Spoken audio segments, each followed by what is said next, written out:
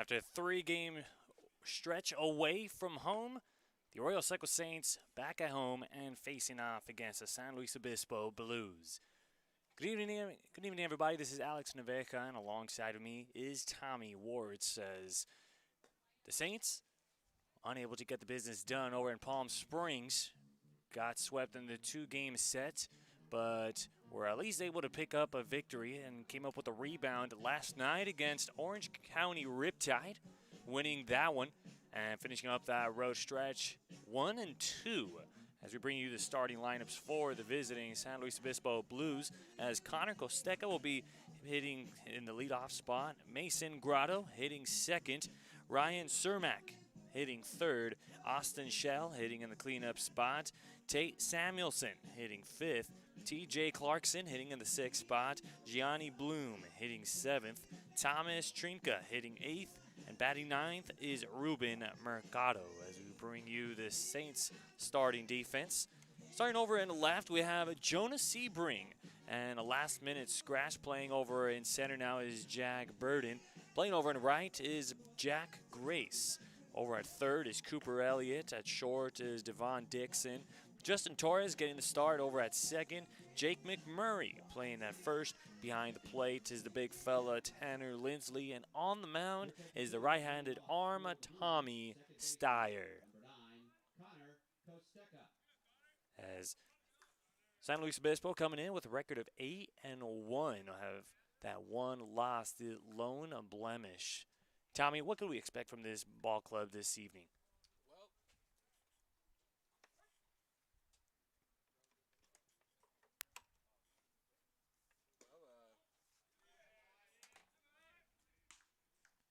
Looks like Tommy's having a bit of some technical difficulties at the moment, so we'll go ahead and bring you the commentary. Connor Costeca stepping up to the plate. Currently the count 1-0 as Steyer winds and fires and misses another one low. 2-0 the count. As let's go ahead and check up on Tommy once again. Tommy, are you back with us? I am trying. I'm getting there. I think so. No? No, sir. We apologize to you folks if we're not able to hear Tommy as we bring you back to the action. And the 2-0 is a foul back and out of play. So Tommy Steyer, fastball, slider, change. Can expect some two-seam and a four-seam action. Fastball going to be clocked in at upper 80s for Tommy Steyer. 5'11" frame, red shirt sophomore, weighing in at 160 pounds. Out of Elkhorn, Nebraska. 3-1 the count now to Connor Costeca. Occupying the left-handed batter's box. On deck is Mason Grotto, for those of you just joining us, as the 3-1. And Costeca gives this one a ride, but this is definitely playable over and right. And well played there by Jack Grace. Now batting for the Blues, left fielder from Fresno State, Mason Grotto. So one gone, here is Mason Grotto. San Luis Obispo, as we mentioned before, coming in with that 8-1 record. And the lone loss coming against the Walnut Creek Crawdads in their respective division. And by the looks of it, I believe we do have Tommy back. No, not yet. My apologies, folks, as Grotto takes one for a called strike. 0-1.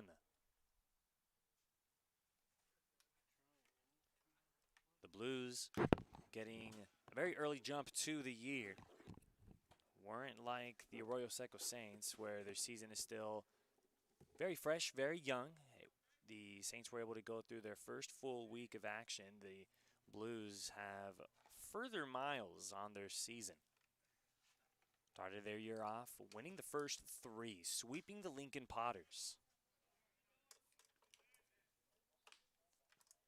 Very good offensive series for the Blues. The season opener went 15-5. It looks like we're getting the thumbs up from Tommy. Tommy, how you doing? Hey, Alex, I figured it out. I got it. We're all here. We're back. I promise. I'm not going anywhere the rest of the night. As the 0-2 pitch waved at and missed, and Mason Grotto goes down on strikes. But We're missing Tommy over here in the beginning of the broadcast. Tommy, the question continues to linger. What could we expect from the San Luis Obispo Blues? Well, this Blues team likes to hit. They've had a lot of good early success. They're rocking 8-1 record right now, and it's been. Looks like we lost Tommy once again. We do apologize on the technical difficulties as Steyer goes with the breaking ball. You know what? I'm just going to stop using that first slot altogether. We're just going to go to that third slot from now on. I think I'm back now. Should be all good. We can hear you loud and clear, Tommy. I believe you were talking about the Blues and the Sticks being very strong in this lineup. They've had a lot of early success. They just came off a 9-1 victory over the Coastal Cubs last night. But right now, the Arroyo Seco Saints, they're pitching out of their minds right now. Yesterday, great 4 innings from Creighton Hansen. Kyle Sunda coming in relief.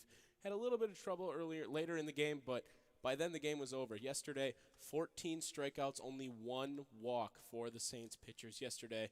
It was the story that everyone was reading in about. And while you're talking about pitching, it's Steyer up on the count against Cermak. Cermak fouls that one back, and it was quite the offensive day as well for the Arroyo Seco Saints, putting up some serious runs against Orange County. The Riptide really did not have an answer for the Sticks for Arroyo Seco last night. But I think really, Alex, what it was the patience at the plate for the Saints. They were able to draw a lot of walks early on in the game, and they were taking advantage of it. They didn't chase any pitches. They were waiting to get what they wanted to see, and they were driving the balls that were in the zone. And also to add to that note, they weren't trying to do too much with the ball as well. Really just trying to put the ball in play, just really putting the ball in play. And there it is in the inside half of the plate. Gets Ryan Cermak looking, and another one bites the dust. As Tommy Steyer retires in order the San Luis Obispo Blues.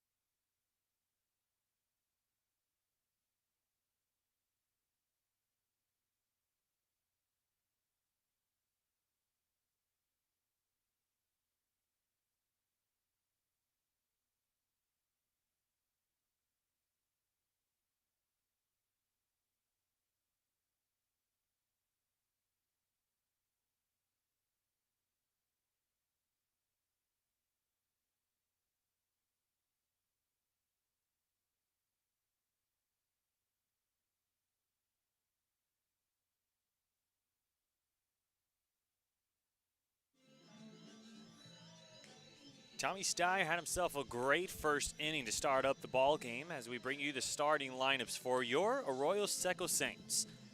Jack Burden will lead things off. Justin Torres hitting second. Jake McMurray hitting third.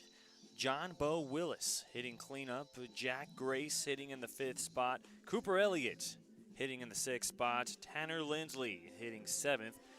Devon Dixon hitting 8th, and last but not least, hitting in that 9th spot is Jonah Sebring. As we bring you the starting defense now for San Luis Obispo, Mason Grotto playing in left. Then Ryan Cermak in center. Thomas Trinka over in right. Tate Samuelson in third. Ruben Mercado at short. Connor Costeca at second. TJ Clarkson playing over at first. Austin Shell playing behind the dish. And on the mound is Heston Toll, the freshman right-handed arm, a 6'6" frame on the bump, weighing in at 210 pounds. Yeah, Burden, the only one yesterday who started and is starting today. A lot new lineup here for Aaron Milam, as that first one's going to come in for a ball just outside. And Jag Burden's just been one of those guys this year that's been very consistent for the Saints. Seems like when you look at his box score, he's always getting a hit. Yesterday had 2 of them, packed on 2 RBIs to go along with it as well. As Burden cuts through the 1-0, evening it up 1-1 the count, as Heston Toll, a new face for San Luis Obispo, getting his first start with the Blues, making his debut here against the Arroyo Seco Saints. When I went inside of the dugout, the team not very familiar with the Razorback from Arkansas. Barely coming on with his first ball game. We'll definitely be keeping an eye out on his performance. When asked the pitching coach for the Blues, what does Toll throw? Throws a fastball, some breaking balls, and a changeup. Yeah, wasn't too happy with the mound to start off, too. Had a little bit of a meeting over there with the umpires and the coaches from either team. Something was bothering him to start it off. As Burden waves at and misses at the pitch, and down he goes on strikes. Now batting for the Saints, second baseman, number 19, Justin Torres. Number 19. So already Heston Toll, despite there being some technical difficulties over there on the mound, was able to get the first strikeout on Jack Burden. One gone, Justin Torres from UC Irvine, the Anteater, stepping into the box. Another left-handed stick in the lineup. Yeah, Torres got the debut start on Friday over in Palm Springs and homered in his first at-bat of the season. Absolute shot over the right field wall. Was a shot that was very competitive, made the Saints stick in the game, unfortunately losing that one 4-3. And Justin Torres earning himself a start this evening. Jackson Cobb taking the game from the dugout. Not to say that we won't be seeing him potentially as a pinch hitter, or maybe come in as a defensive change or anything for Justin Torres, but if you ask me, this has definitely been a start well earned by the youngster Justin Torres, if you ask me. Already 2 for 3 on the year, just like Tommy said, the solo home run over at Palm Springs, and really showing the pop and showing some great hitting numbers already. Another one of those lefty bats in Coach Aaron Milam's arsenal. Knows how much he loves those. Tries to find as many as we can. Had 8 of them starting yesterday. As the 2-2, another swung on and missed for the Saints, and a quick start on the mound for Heston Toll with back-to-back strikeouts. From Oral Roberts, number 2, Jake McMurray, number 2. So Toll looking very sharp already on the bump. The Saints having a bit of a tough time in the box, trying to figure him out, as McMurray takes a pitch on the outer half for a called strike. Yeah, McMurray's having a rough last couple of bats. 0 for his last 5 right now, trying to break out of the slump. Down 0-2 right away off the rip here. You can definitely see these Saints hitters. They're trying to attack Toll as quick as possible, but his pitches, they're dancing in that strike zone, inviting them to the dance, but the Saints greeting the breaking ball with a rude awakening. Yeah, I'm not sure why they're off early. Yesterday, the patience seemed to be the reason why they were successful. And there goes Jake McMurray, punched on strikes, and it's Heston Toll punching out the 3 hitters that he faces off here in the bottom of the first as we go to the top of the second, as you're listening to Arroyo Seco Baseball on the Saints Radio Network.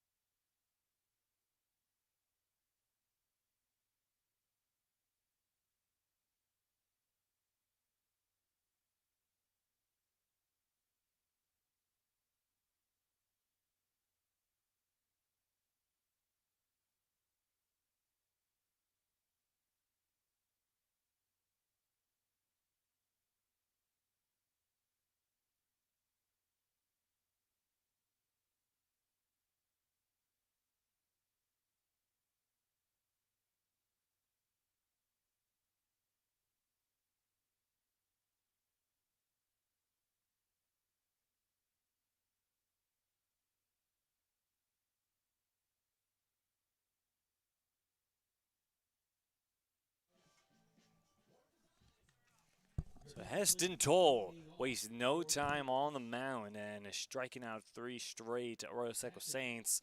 As we go to the 4, 5, and 6 slots coming up for the Blues, Shell, Samuelson, and Clarkson in that order, as Austin Shell checking in for the first time this evening, as also some bragging rights for Tommy Steyer was also able to retire the Blues in order, as he starts Shell off with a pitch called strike. Yeah, Austin Shell, the Cal State Fullerton Titan from the area. Been very effective so far this summer. Starting off .417 batting average, 15 hits, near the top of the team in RBIs with 11 as well, and one of 3 catchers for the St. Louis Obispo Blues that have hit a home run this year as well too. Definitely coming from a great program from Cal State Fullerton. The Titans didn't exactly have the year that they wanted in mind for the Big West Conference, but I mean the Big West Conference was ran by UC Irvine and UC Santa Barbara, both ranked programs, and Big West, always a conference that develops some great talent, and that's always a conference that is underrated. Yeah, Fullerton puts out a lot of prospects. Your Dodger boy, Justin Turner, alumni of there, I know for sure off the top of the head. Justin Turner, always a name that comes to mind, especially here for the locals. Attended Mayfair High School as well. Has always been a local boy and happy to be here and back in the state of California and here in LA. But the Big West Conference, always, as we were talking about it, a conference loaded with talent. San Luis Obispo, Cal Poly, always a team that comes to mind. Cal State Fullerton, Long Beach State, also a team that did not miss by a whole much to going to the regionals, as the 2-2 cut at and missed, and another one bites the dust. Tommy Steyer looks like he's dealing on the mound right now. 3 straight strikeouts. I got the chance to interview him yesterday while we were watching his teammates, Creighton Hansen, dominate. And Kyle Sunduck, got the chance to interview him, ask him what goes into a day where you know you're going to pitch the next day. And he said, you know, I found out that I usually pitch a lot better when I'm chewing gum. Wonder what kind of gum he chews. It's not cinnamon. I asked him that and made sure it wasn't cinnamon. Maybe mint?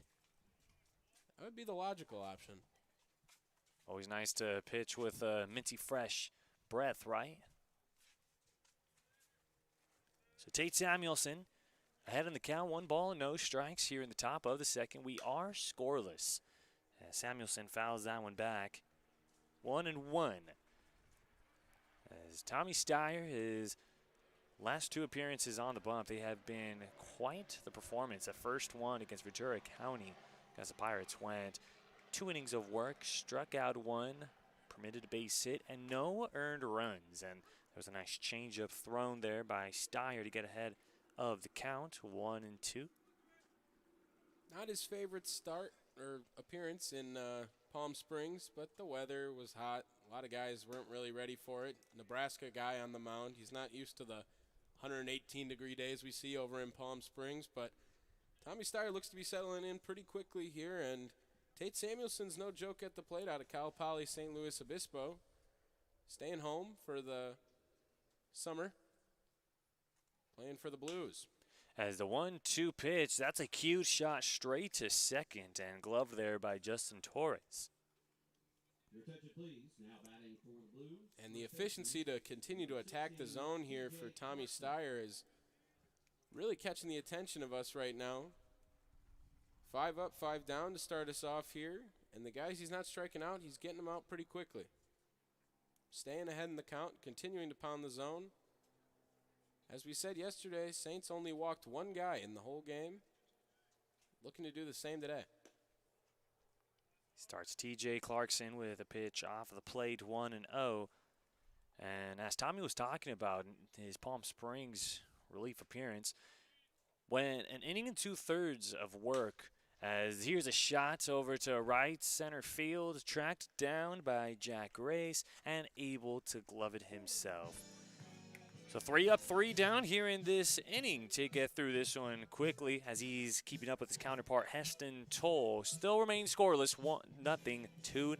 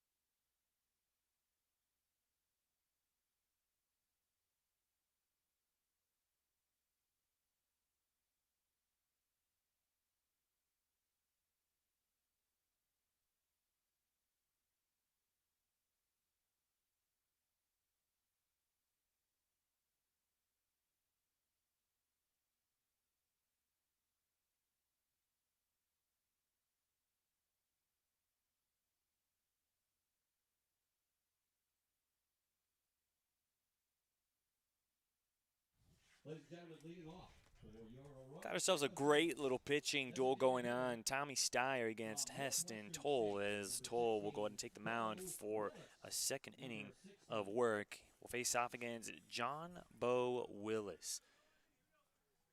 A very lengthy right-handed arm, 6'6". Going to use every inch of his body to get the most out of each pitch, and definitely used every inch of his body to get through the first 3 hitters and recorded 3 straight Ks. Retired Burden, Torres, and McMurray. As here's the first pitch that is in play for the Arroyo Seco Saints, as there's the first out. Yeah, Willis had the day off yesterday, just trying to break out some kinks. Peyton Lewis got the start behind the plate. Jack Grace, one of the very few guys as well who also got an at-bat yesterday, a pinch hit appearance. Unfortunately did not get on base, but with the start today, he's looking to switch something up a little bit. So 1 away, and it's Grace going after the first pitch. 0-1 the count. As Heston Toll, absolute great numbers with Arkansas. When 12 innings of work, permitted 8 hits, and only allowed 3 runs.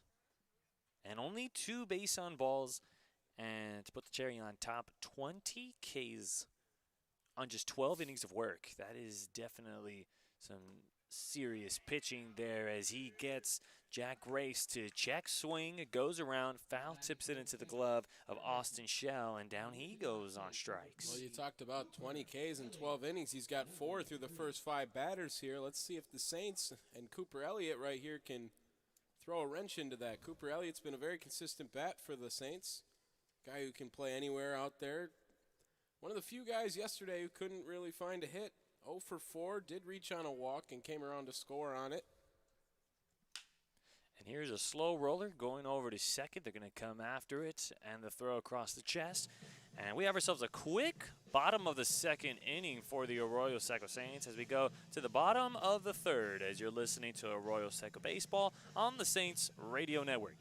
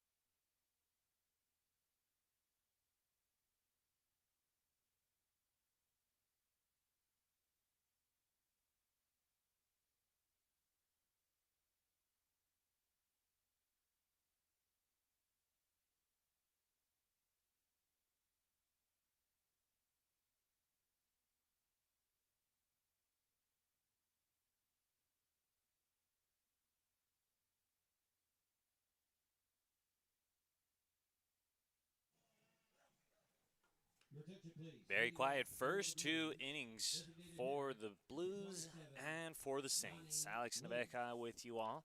Alongside of me is Tommy Warts. As we go to the top of the third, we'll have the bottom half of the order, Bloom, Trinka, and Mercado in that order. Tommy Steyer still on the bump and definitely should continue to be on the bump just because of how consistent he's been looking, lighting up the strike zone. Already has himself 3 Ks, was able to strike out 3 straight, started up in the top of the first to put Grotto, Cermak, and Shell away. As here's a deep fly ball over to left field, and that one is a ground rule double. Yeah, that one put a charge into that one into left field there, Bloom. Now Out of Cal State Santa Barbara. Has a home run already this year. But that deep left field, 374 to left. That would be out in most major league parks right there, that shot from Bloom, but not at Jackie Robinson. And Gianni Bloom coming from UC Santa Barbara, just coming off of the regionals as well. So does have some opponents on the other dugout over here in the Arroyo Seco Saints with some UC Irvine, very familiar opponents, and going to be a very interesting ball game as we'll see a couple of Big West guys facing off against each other, as we mentioned before. Austin Shell from Cal State Fullerton, Tate Samuelson from Cal Poly, and also seeing Gianni Bloom from UC Santa Barbara. The Gauchos have themselves a great year as well. Very unfortunate for the Gauchos. Their regional run to come and finish very short and finish up very quickly.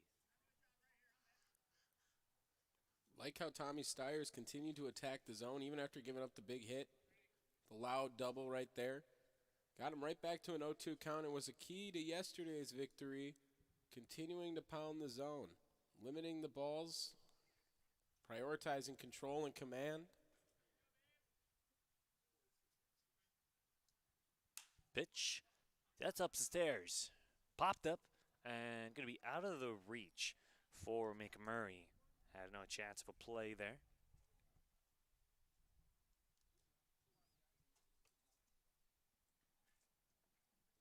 As Thomas Trinka from George Mason University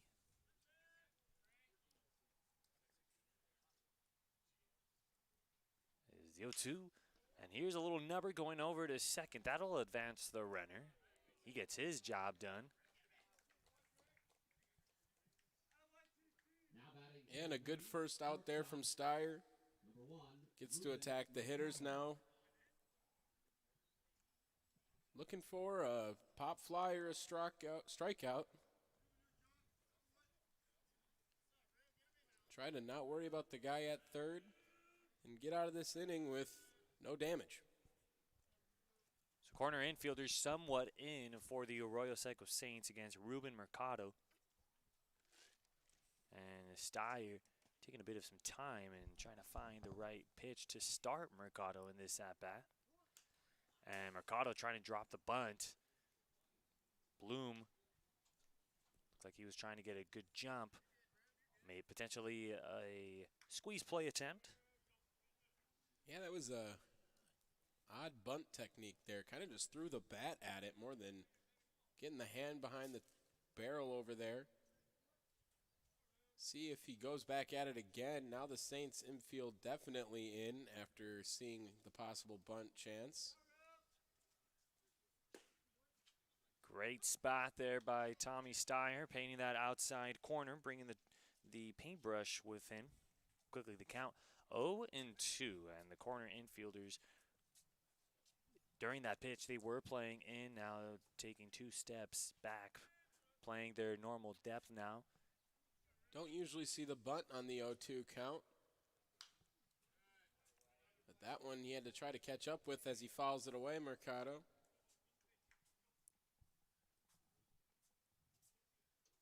So inning started off with a leadoff double by Gianni Bloom. That one hopped right over the left field wall, resulted in a ground rule double Then the 4-3 put out for Thomas Trinka to advance Gloom to third. And here we are with 2 strikes on Ruben Mercado. And a defensive hack there by Ruben Mercado. Yeah, he's continuing to be very defensive at the plate, falling off the last 3.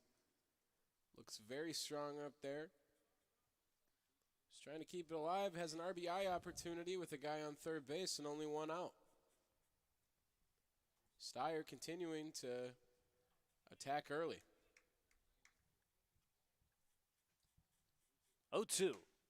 Pitch just misses below the knees. Mercado is definitely petrified about that pitch.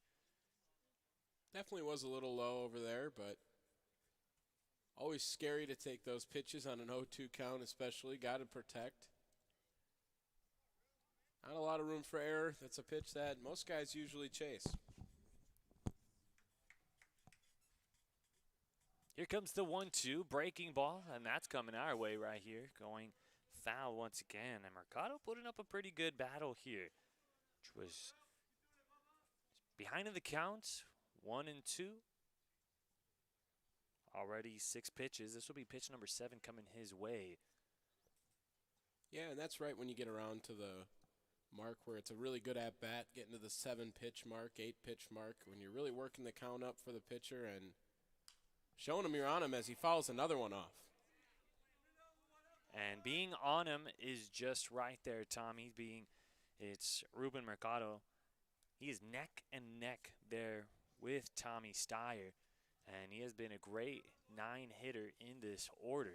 And definitely, it was Tommy Steyer getting through the first 6 hitters that came up to the plate and was able to get through the tough part of the order, but this bottom half really giving Steyer some headaches here. He's going to foul another one off. Steyer trying to go after with a new release point there, the sidearm. Seemed to fool him a little bit, but unable to finish him off. As we were talking about it before, this San Luis Obispo offense definitely one of the best in the CCL. First 3 games against the Lincoln Potters, 15-5, 14-3, and 8-6.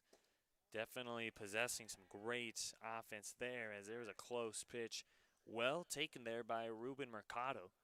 And that's a pitch that you should not be disappointed by if you're Tommy Steyer. Very close to the zone at the knees. Some umpires give you that pitch, depending on how their zone works.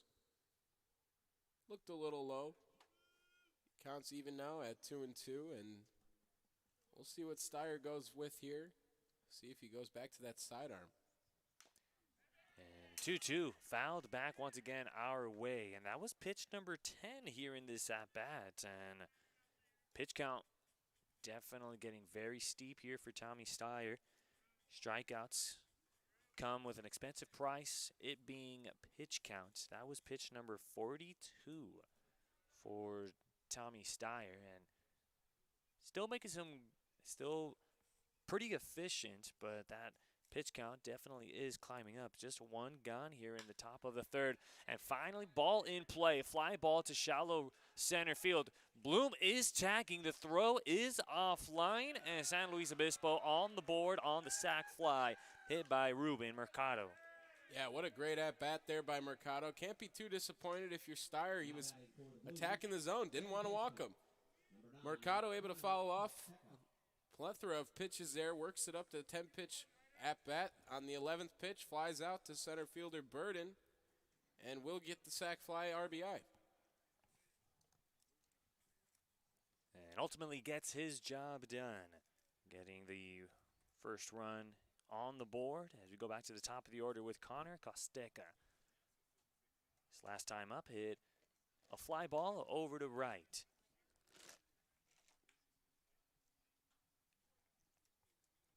One ball, no strikes to Connor Costeca. 1-0 now in favor of the Blues. Jumping ahead here in the top of the 3rd. As the 1-0 takes a little bit off of it to get the called strike. 1-1 the count. As we were talking about it before, how good of an offensive team the Blues have. It 29 runs scored on those first 2 games. then with 8, make that 37 runs, if my math is correct. And I know Tommy can vouch for me if my math is correct or not. I don't know. If getting up to 38 right there is about where I max out in the mental math, but I'm going to take your word for it, Alex. So 37 runs scored in just the first 3 games. And here's a rip going over to dead right field, and you could say goodbye to that one as Connor Costeca turns on one, gets some lumber on it, and makes it 2-0 Blues lead. Yeah, Costeca turns around on that one. That short field and right, 345 compared to the 374 in left. Definitely favors lefties at Jackie Robinson Field.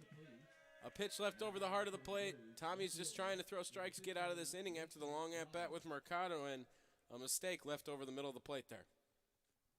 Very masterful first 2 innings of work for Tommy Steyer, and now here in the top of the 3rd, San Luis Obispo has done a great job jumping on some of these breaking balls, some of these pitches that Steyer is leaving up.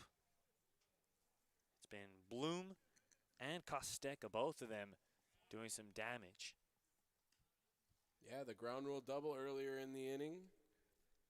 Ball seems to be flying real high, carrying really nice here at Jackie Robinson. Hopefully that'll translate for the Saints as well in the bottom halves of the inning.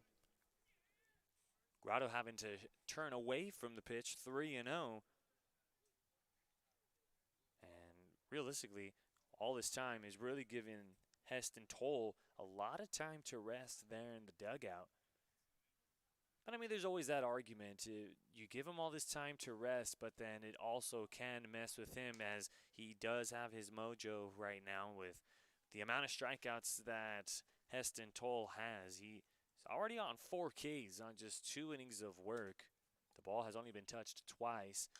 So is it good for him to be relaxing inside of the dugout? Or is that something he wants to be back on the mound as quick as possible so he can just continue to get his work done? Well, I think that varies from pitcher to pitcher. Some of them like to take a little longer in between each innings, and others like to get right up there and start working. And you can see with the pace, as that one's going to be a ball 4 in the dirt to Grotto.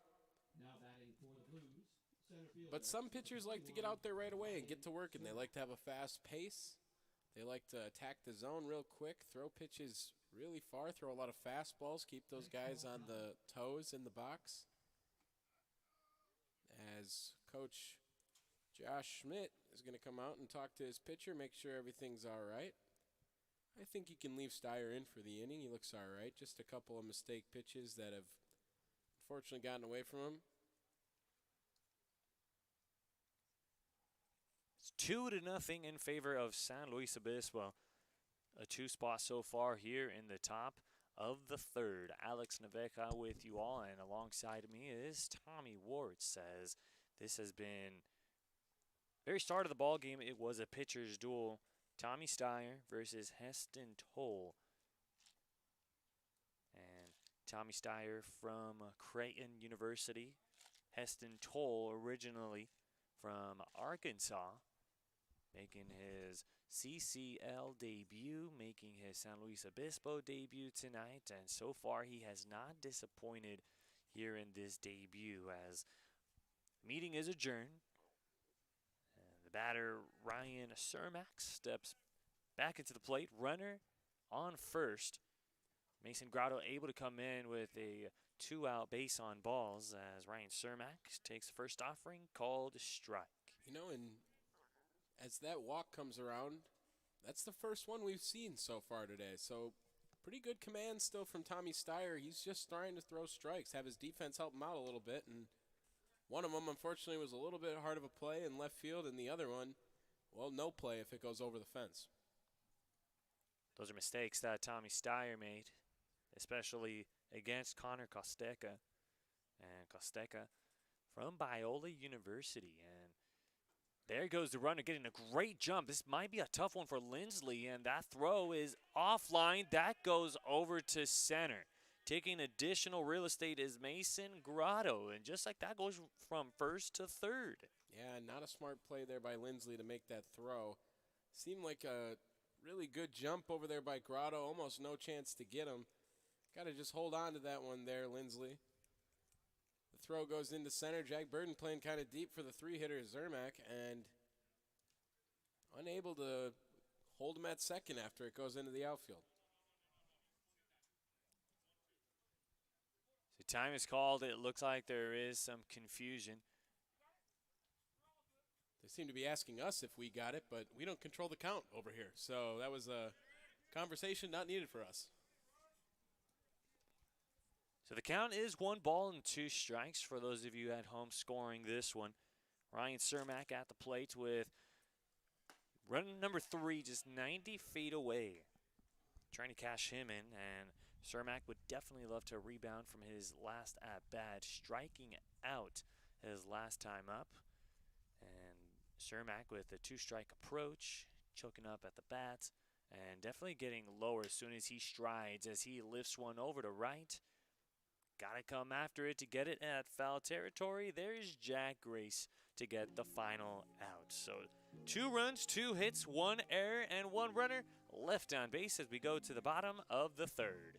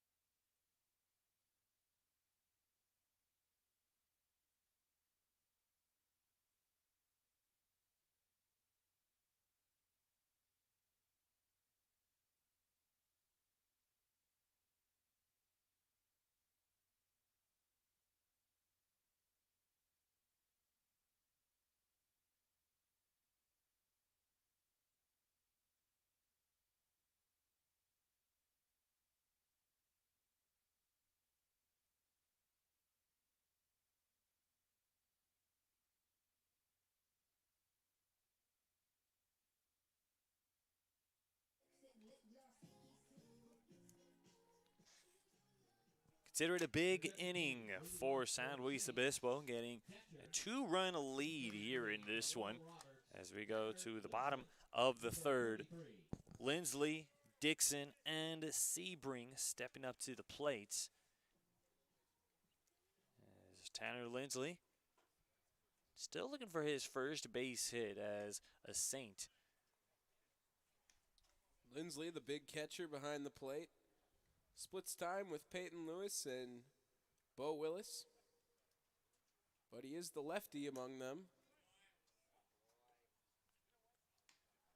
And Coach Aaron Milam loves to find a way to get him into the lineup. Trying to get him as many at-bats as possible. Tanner Lindsley does have 5 at-bats under his belt. And definitely facing off against a guy of his own size. As that old phrase goes, Tommy, pick on someone your own size, and I think we are looking at a matchup that is of similarity between the two, 6'6" and 6'5" here. I just want to be 5'10". That's it. That's all I ask for. Grounder hit over to second. Gloved very easily there by Connor Costeca, getting a little bit of everything done today. Yeah, very efficient so far for from Central Arizona College, Devin Toll. Dixon. Number 4. And retired the first 7. Going to bring up Devin Dixon out of Central Arizona, part of that powerhouse program in the junior college level, 51-9 this past season. Dixon very effective over there as well too, above 300 hitter, smacking a couple of home runs. Was a defensive wizard over there as well too, just committing 2 errors on a .997 fielding percentage. Definitely some great fielding numbers for Dixon. And there's definitely a variety of middle infielders that the Saints can definitely choose from. Jackson Cobb, Brandon Boning, just to name a few. And you have the middle infield today, Devin Dixon and Justin Torres, a different double play duo. Yeah, Dixon did get a start at third base in Palm Springs. Played in the hot corner for the first time in a while, he said, and it showed a little bit.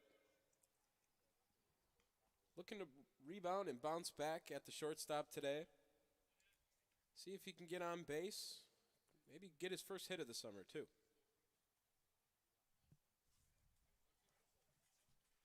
Here comes the 1-2. Toll gets that one by Dixon, and down he goes on strikes. And Toll continues his dominance here. 5th strikeout through 8 batters. Has still yet to allow a base runner as well, too. And let's see if Jonas Sebring can break it up after the first 8 go down.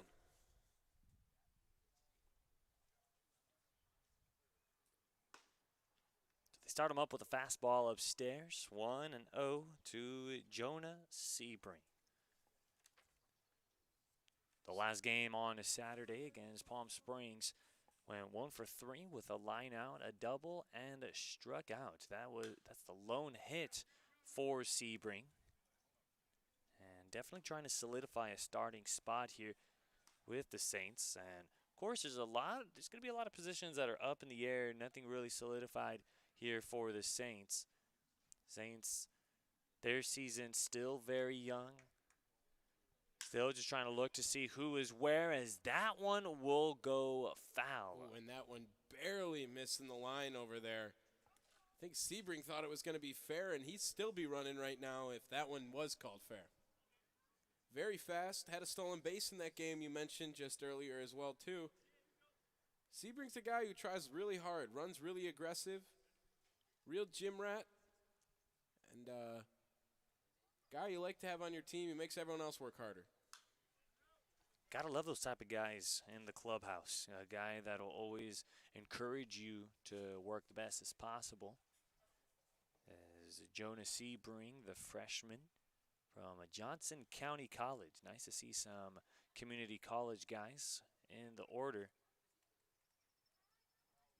Not just Devon Dixon. As Sebring goes after that one. And it's Heston Toll getting through the order once again.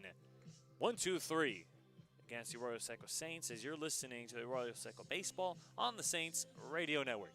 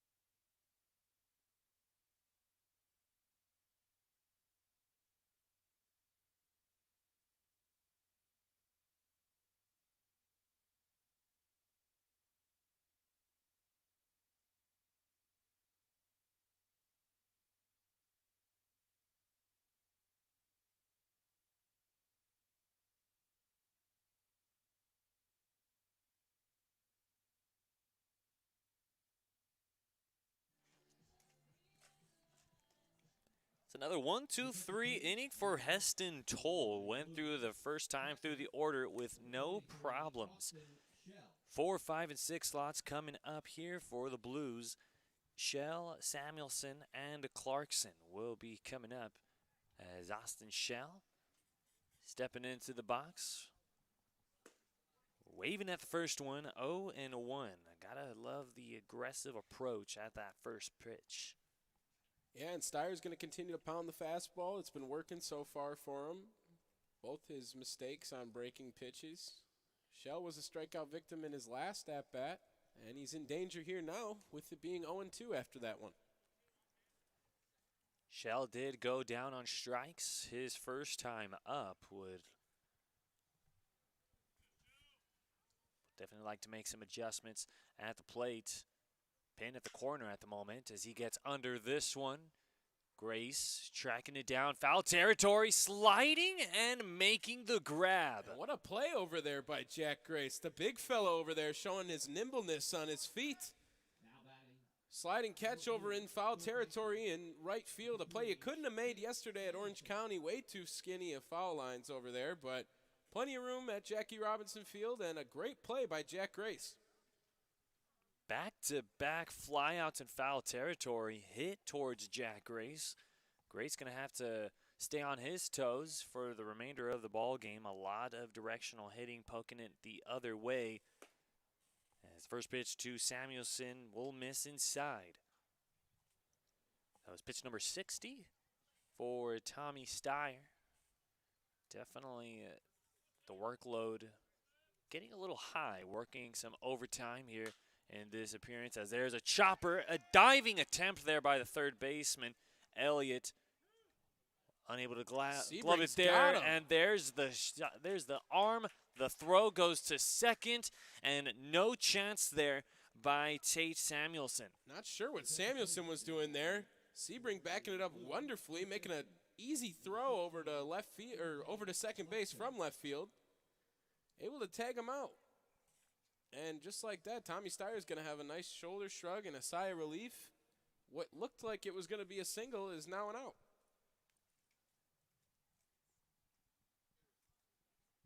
So absolute brilliance by Jonah Sebring.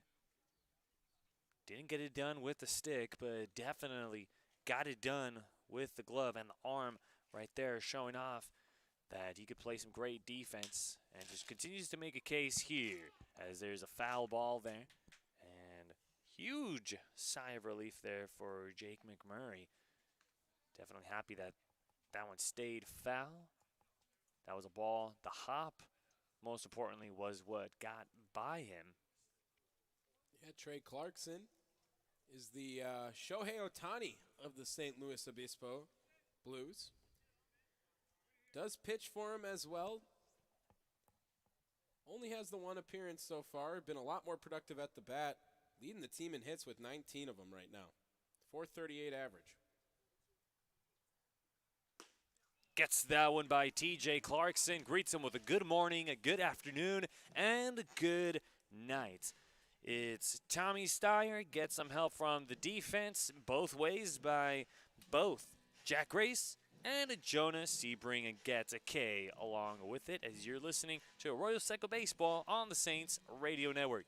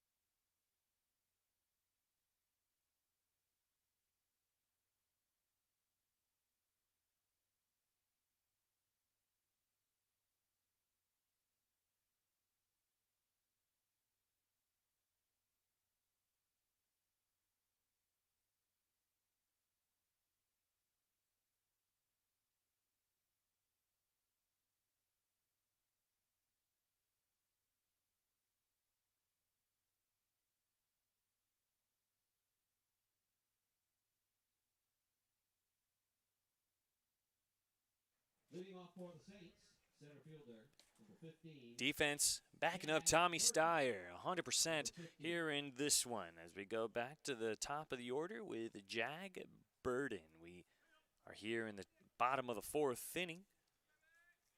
We'll go through the order a second time around as Burden, his first time up, went down on strikes. Reaching after the first one, the count 0-1 the count.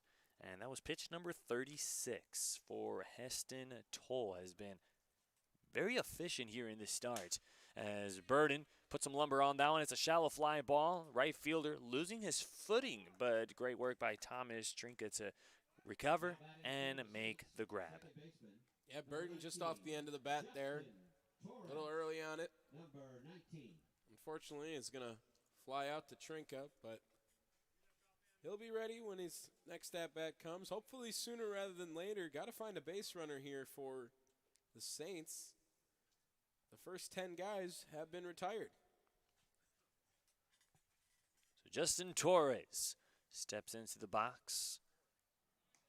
The lefty also struck out his first time up. It was hitters 1, 2, and 3 that went down on strikes against Heston Toll. And this one is slapped the other way, and there's the first base runner and base hit of the ball game for the Arroyo Seco Saints, and that's a huge sigh of relief for all the guys in the dugouts. Yeah, now they know he's hittable. Justin Torres able to find the pitch outside corner and just ride with it to left field. Great piece of hitting right there. A guy who didn't get a lot of at-bats to start the season is definitely getting utilized a lot more. Just came a little bit late.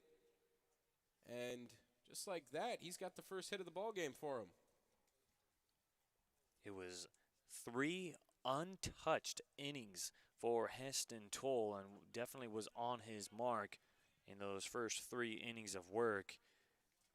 The Saints just looking for some way to get to Toll right about now. They get their first base runner and their first base hit, and now the big question is, how do you get that guy to come in to score and at least split this deficit? As Jake McMurray ahead of the count, 1 ball and no strikes.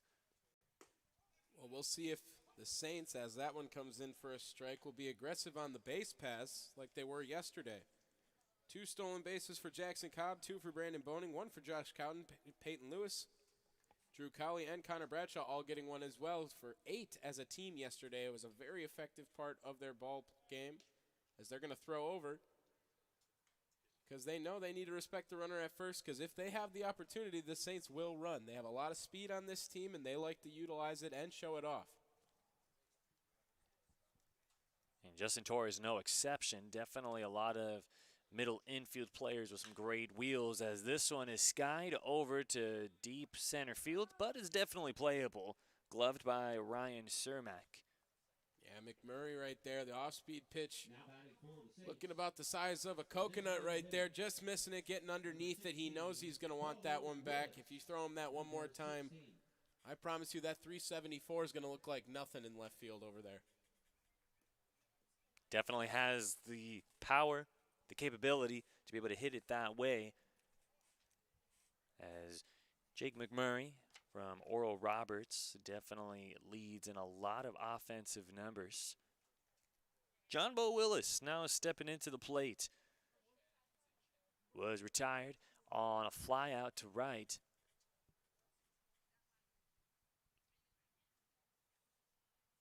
Willis, another great team leader. And that's a shot going over to third. Grabbed by the third baseman. The throw is offline. And it's Bo Willis who legs out a single. What a play over there by Tate Samuelson. Probably saving an extra base hit. Able to stag that one in its tracks, just bouncing over the base. Tried to make the throw from his knees, but couldn't be on the mark. And John Bo Willis, not known for his speed, but like to show it off right there as he hustles down to first base. And usually catchers not known for their speed, but Bo Willis definitely will take the infield single, put some great wood on the pitch there. And it's back-to-back singles here for the Arroyo Seco Saints, trailing this one 2-0 here in Jackie Robinson Field, home for the Arroyo Seco Saints. Alex Naveja, alongside me, is Tommy Warts, trailing this one to the San Luis Obispo Blues. Jack Grace right on him here, following that one off. 0-2 count now. Grace is a guy who hasn't been in the starting lineup a lot, but Aaron Milam likes to get him his pinch hit appearances. I think, personally, Grace is due for a really good summer here. Guy who swings the ball, swings the twig, really well, and has real fast hands that get around real quick and has a lot of pop in there. A guy who used to go to Creighton last year has now entered the transfer portal. He's going to follow that one off. And we'll see if his summer becomes a pretty big impact on where he's going to find himself in the fall. There are definitely many great baseball schools that can definitely take in Jack Grace. And so far, has been flexing the leather. Really has been coming in with some great plays, some web jam plays over in foul territory and right. As he gets under this one, this is a fly ball over to right field. Trying to track it down. And it's Thomas Trinka that will make the grab. So back-to-back base hits here for the Arroyo Seco Saints, but do come up empty and leave both runners stranded on the base path. 2-0 in favor of the San Luis Obispo Blues as you're listening to Arroyo Seco Baseball on the Saints Radio Network.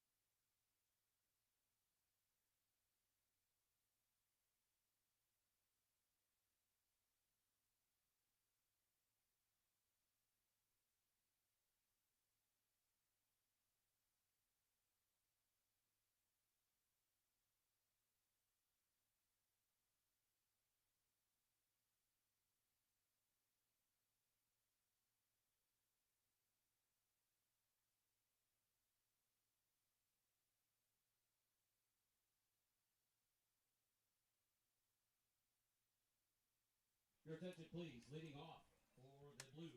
So one huge sigh of relief for the Arroyo Seco Saints, able to get the first base hit out of the way, but now trying to look for that first run of the game as we go to the top of the fifth inning.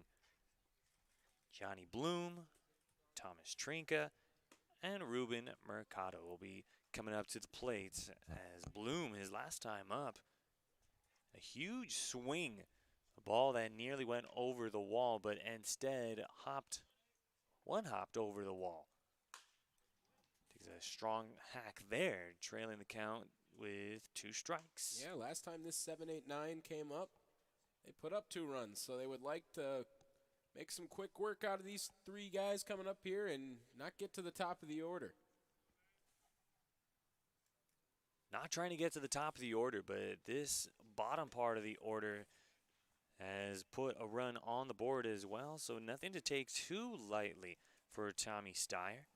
And we could potentially be seeing Steyer's final inning of work. The Saints shuffling the cards around the pen, and they'll definitely be watching like a hawk there. As Gloom breaking that bat, he's definitely got to go and get a new one. Was looking around to see if part of the bat was missing at all or anything as he's taking the long trot back to the dugout for a new bat. Yeah, you can just hear it on those, that snap, that crack, whatever you call it. Hear it every once in a while, probably right around that 1-a-game mark. A bat's going to get out of there. These guys are swinging hard. The guys are throwing fast on the other end, and you miss the sweet spot by just a little bit, and shards of wood going everywhere.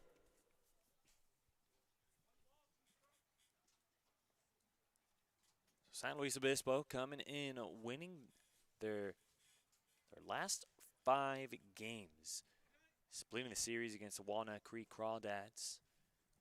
They were supposed to go on the road against the Barons, but that game is postponed So they would end up staying at home. That game was supposed to be on June 17th, but instead, from June 18th through the 22nd, had a 4-game homestand to host the Solano Mudcats. We're able to sweep the Solano Mudcats as Gianni Bloom goes down on strikes and another one bites the dust. Breaking ball fooled him right there. Was looking fastball all the way. Was way out in front of it. Looking silly in the box. Tommy Steyer continuing the deal since that third inning where he ran into a little bit of trouble. And now we'll face Thomas Trinka, who grounded out in his last at-bat. So strikeout number 4 there for Tommy Steyer. Still continues to look sharp as he fouls off the first pitch. 0-1. That one fouled off coming towards us. I like the ready stance there, Alex. You knew it was coming there. You had the left hand ready to go over the ball hand, too. Always 2 hands when fielding those. Even though sometimes you want to finesse the leather, sometimes you want to just one-handed. It does look a little better to one-handed, you know, but always safe to have the 2-hand approach, definitely. Pitch just misses inside. 2-1 now to Thomas Trinka, his last time up. Ground out to second. As we were talking about it before, able to sweep the Solano Mudcats. And that's another series that the Blues just went off offensively. 14-1 in game 1, 8-2 in game 2, and 17-0 in game 3. As Thomas Trinka waved at and missed, and another one bites the dust. Yeah, that North Division in the CCL definitely seems to be a little lesser than the South Division. Very competitive still, absolutely, but this South Division between the Saints, St. Louis Obispo, Santa Barbara, a lot of good teams around here. MLB Academy as well. It's going to be a really fun summer, and we're just getting started, the second CCL game of the season, and Mercado's going to follow that one off, and he did that a lot in his last at-bat as well, too. Came up with an RBI sac fly over to center. Was able to cash in, and Gianni Bloom, who advanced to third on the ground out, hit by Thomas Trinka. And it looks like it's deja vu all over again, just like Yogi Berra used to say. The 2-strike count to Ruben Mercado, and no at-bat really is a given. You can always think, oh, he's got 2 strikes, he's losing this at-bat. Well, that's why a guy like Ruben Mercado will definitely prove you wrong and definitely come up with a big at-bat. And regardless if he wins a big at-bat or not, at the end of it, he adds to the pitch count as he gets jammed on one skide. And racing from third, Cooper Elliott taking charge on a pop-up, showing up out of nowhere. Absolutely long and high a pop-up that definitely could have been one for Justin Torres.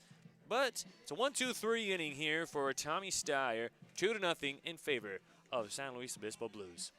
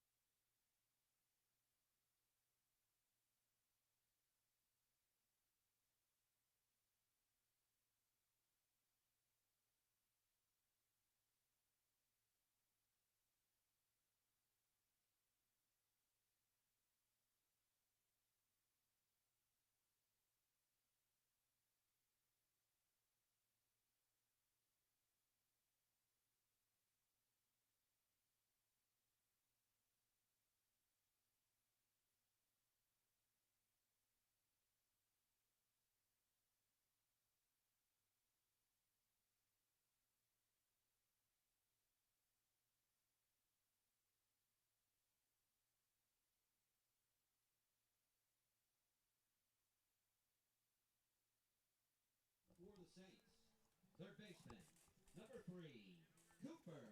Bottom of the fifth inning we go. Tommy Steyer finishing up with style, retiring the last four that have stepped up to the plate, really. As we got a new arm on the mound. Kyle Wish coming from USC.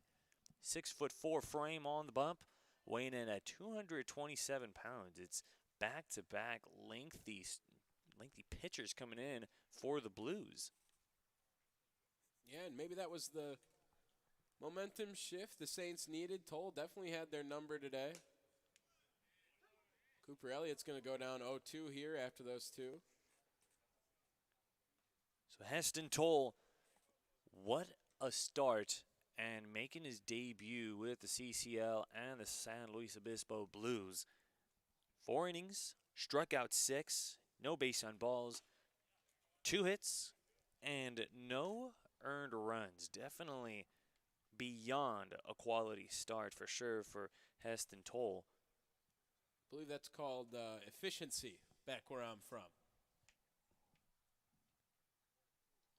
Finished up his day with 46 pitches delivered, as opposed to his counterpart, 77 pitches. Nearly doubling his workload.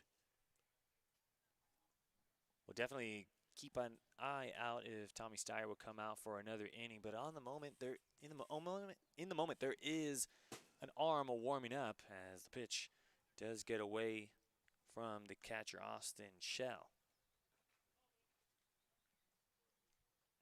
Cooper Elliott looking to try to get out of the funk he's in right now. 0 for his last 5 at-bats. Hasn't reached base in a while, and he's now at a full count. Walks as good as a hit right here for the Saints. And Cooper Elliott's got a lot of speed, too, and him on the base pass to start the inning would be very productive for Arroyo Seco.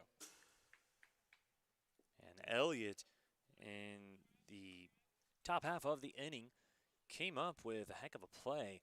We were talking about it in the middle part of the inning. Elliott just coming out of nowhere and fielding that pop-up. That was a pop-up that was definitely Justin Torres' pop-up. Not usually a pop-up that's fielded that way. Looks like that one's going to get out of play for Elliott. Strong first at-bat versus Kyle Wish right now. Cooper Elliott trying to set the tone for the rest of the Saints roster.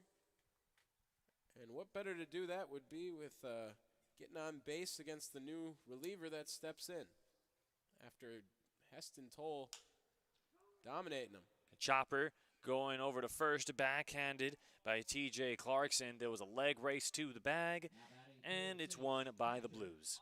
Number 33, Tanner Lindsley. Number 33. Cooper Elliott, even on a grounder to first, hustling down there, forcing Kyle Wish to get off the bump and cover first base after fielded by Clarkson. Clarkson might not have beaten him there if he wouldn't have tossed it over to Wish. If there was a leg race between Clarkson and Elliott, we would definitely be smelling some trouble as Lindsley fouls off the first offering. This is a guy we want to see get started here this summer. Is nursing a little bit of a knee injury. Wears a brace during batting practice and IO practice. Doesn't wear it during the game, though. Doesn't let it affect him. Very nice spot there by Wish.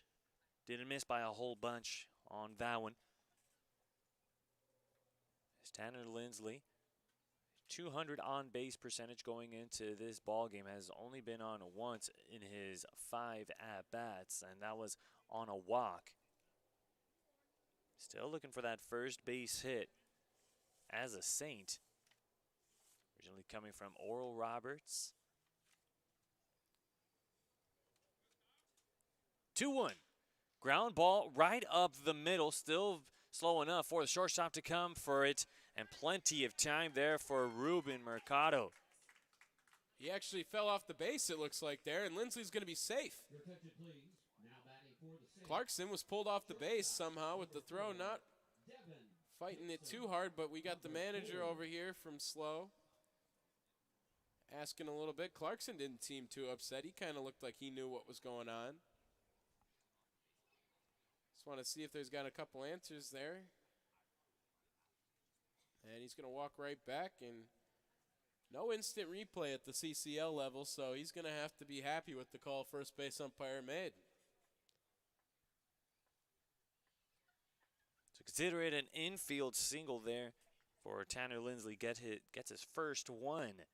And that first one, always the tough one at times in the year. But happy to get the first knock.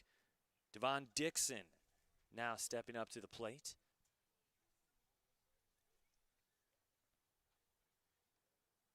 First pitch, right down the pipe, called a strike. Curveball early in the count. Dixon's going to watch that one go by. Looks over to third base to Connor Spencer to get the sign. And he'll step in here with the count 0-1. Dixon, very interesting player indeed for Central Arizona College. Definitely led in a couple of offensive numbers. 168 at-bats, was 5th on the team. 56 hits, 4th on the team. 10 doubles. That was 5th most in the ball club. 42 RBI, 4th most on the team. But with all that power and with all the swinging, does come with the price. 43 Ks, 4th most on the team. Yeah, but in today's baseball, you know, now, I mean, the strikeout is not as looked down upon. People are understanding that strikeout's probably just as good as a ground out. No difference on it, as that one's going to be in the dirt and Dixon's going to chase it for out number 2 now.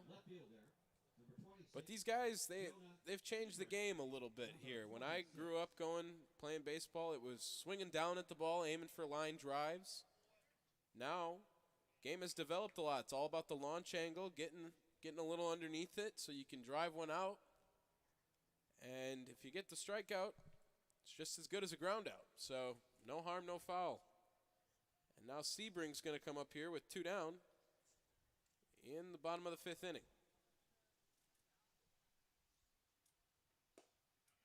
Strike one at the knees for Jonas Sebring. First trip, struck out swinging. Trailing 2-0 in favor of San Luis Obispo. And a ball game like no other. Arroyo Seco Saints, usually by this time, have some sort of run support. But so far it's been the pitching of both Toll and Wish that have kept the Saints off balance throughout this ball game. The Saints have no answers so far. Saints trying out a little bit of a different lineup today. Only one starter in from yesterday's game, which they won 14-4 against the Orange County Riptide, as Shell's going to pop up real quick after that one in the dirt. Nice block over there. Jack Burden, the guy on deck, the only guy to have the start from yesterday in today's lineup. Coach Aaron Milam giving everyone a chance to play a full 9-inning game now, early in the season. In league play as well again. Pitching's looked pretty well so far. Just the 2 runs for Tommy Steyer. Nothing to be too ashamed about. But I'm sure that will be his last inning of work. Chopped, going foul. Count evened up now 2-2 for Jonas Sebring. Had a real nice throw from left field earlier in the game too. Outfield assist to get the guy at second base, trying to stretch the single into a double.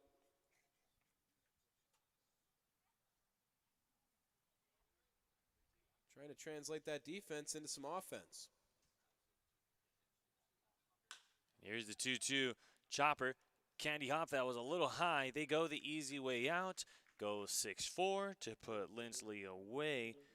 And that's all she wrote here in the bottom of the fifth. 2-0 in favor of San Luis Obispo as you're listening to Arroyo Seco Baseball on the Saints Radio Network.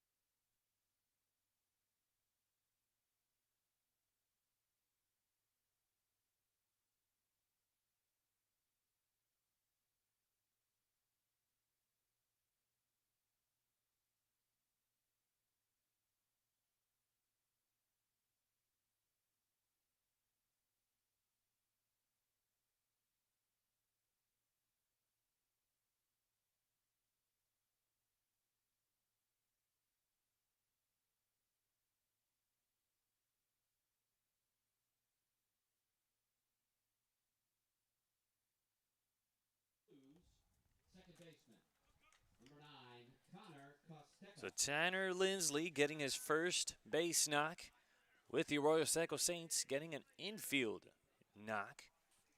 Unable to cash him in as we go to the top of the sixth inning. Dominic Dorado now taking over on the bump for the Arroyo Seco Saints.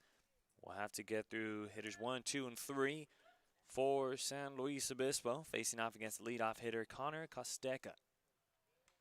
And Dom Dorado had a couple of days off since pitching in Palm Springs. Unfortunately, did get the loss, gave up a run later on in the game, but has been very efficient so far this year for the Saints. One of 4 lefties they have on the roster alone, along with Merrick Sears, Chris Stamos, who we'll be interviewing at the bottom half of the inning, and Tristan Garnett. And although there are a few lefties on this Saints roster, all of them very effective and carry their own significant role for the team. And there's a pitch nearly hitting Costeca, having to shy away from it. 3-0 the count as Dominic Dorado, 6'1", on the bump. The sophomore weighing in at 200 pounds from Vestal, New York. From BYU, the southpaw, deciding to change it up. Went from a starter in Tommy Steyer, right-handed pitcher, to now the southpaw. With Sorry about that, Alex. I didn't want to cut you off there. Binghamton product, Dom Dorado, was a first-team All-State, state champion back in high school, and has translated some success to college ball. His freshman year came out and had a 2.45 ERA in some limited innings. Struggled the last 2 years a little bit, but COVID, of course, in New York. A lot more restrictions. Told me, got the chance to interview him this weekend in Palm Springs, and said he was going outside and just playing catch with friends for most of the time, trying to get some work in. 3-2 is chopped right to the bump. Dorado will come after it and a flip over to first. Nice play by Dorado on the mound. Turning into the defender after the ball is hit. And he's going to make quick work of Costeco. And he'll find himself moving on over to Grotto.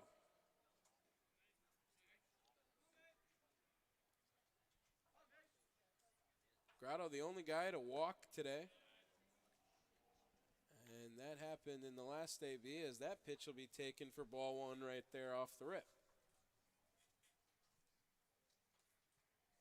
So Mason Grotto, 0 for 1 with a strikeout, getting on with the base on balls.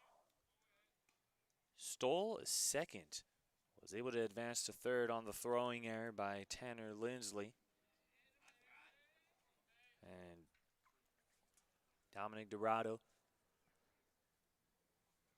One statistic worth highlighting: while his time with BYU, led the team with the fewest base on balls with 5.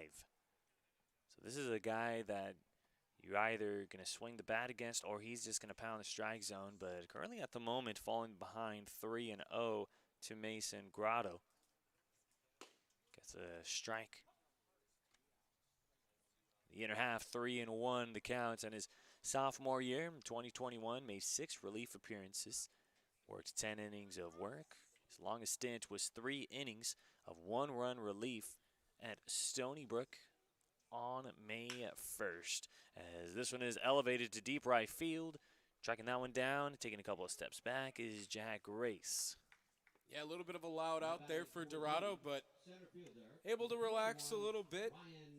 Thought it might have got a little more of it there, but Jack Grace knew he was going to catch that one the whole way, just a couple steps back, and we got the second out of the inning here.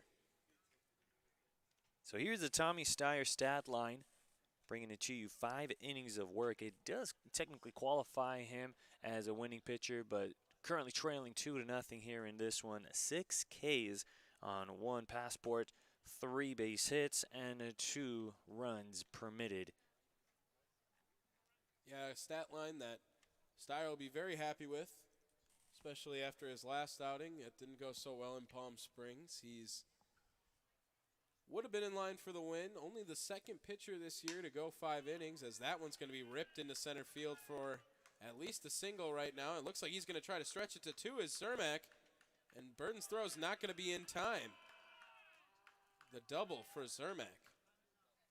So a 2-out double hit there by Ryan Cermak, hit to right center field. Trying to extend the inning, getting extra bases out of it, and that is the second double hit by the San Luis Obispo Blues here in this one. Johnny Bloom responsible for the first one. As Austin Shell now stepping into the plate. Keeping this inning alive here in the top of the 6th inning. And the Saints pitching has put the bats in a good spot to try to get back in this game. Just the 4th hit allowed in the 6th inning here. Dorado's going to step off, make sure Cermak's not thinking about doing anything too crazy. Oh, 2 down here, he can just sit down, hunker down, focus on the batter at hand here in Shell. Someone that you want to give your full attention to, so you don't do anything that could lead to something dangerous. Skied over to right, gloved there by Jack Grace, and that's the end of the top half of the inning. So a two-out double hit by Ryan Cermak. They leave him stranded in the pond. As we go to the bottom of the sixth inning, we'll have pitcher Christopher Stamos coming up here in the bottom half of this sixth inning as you're listening to Arroyo Seco Baseball on the Saints Radio Network.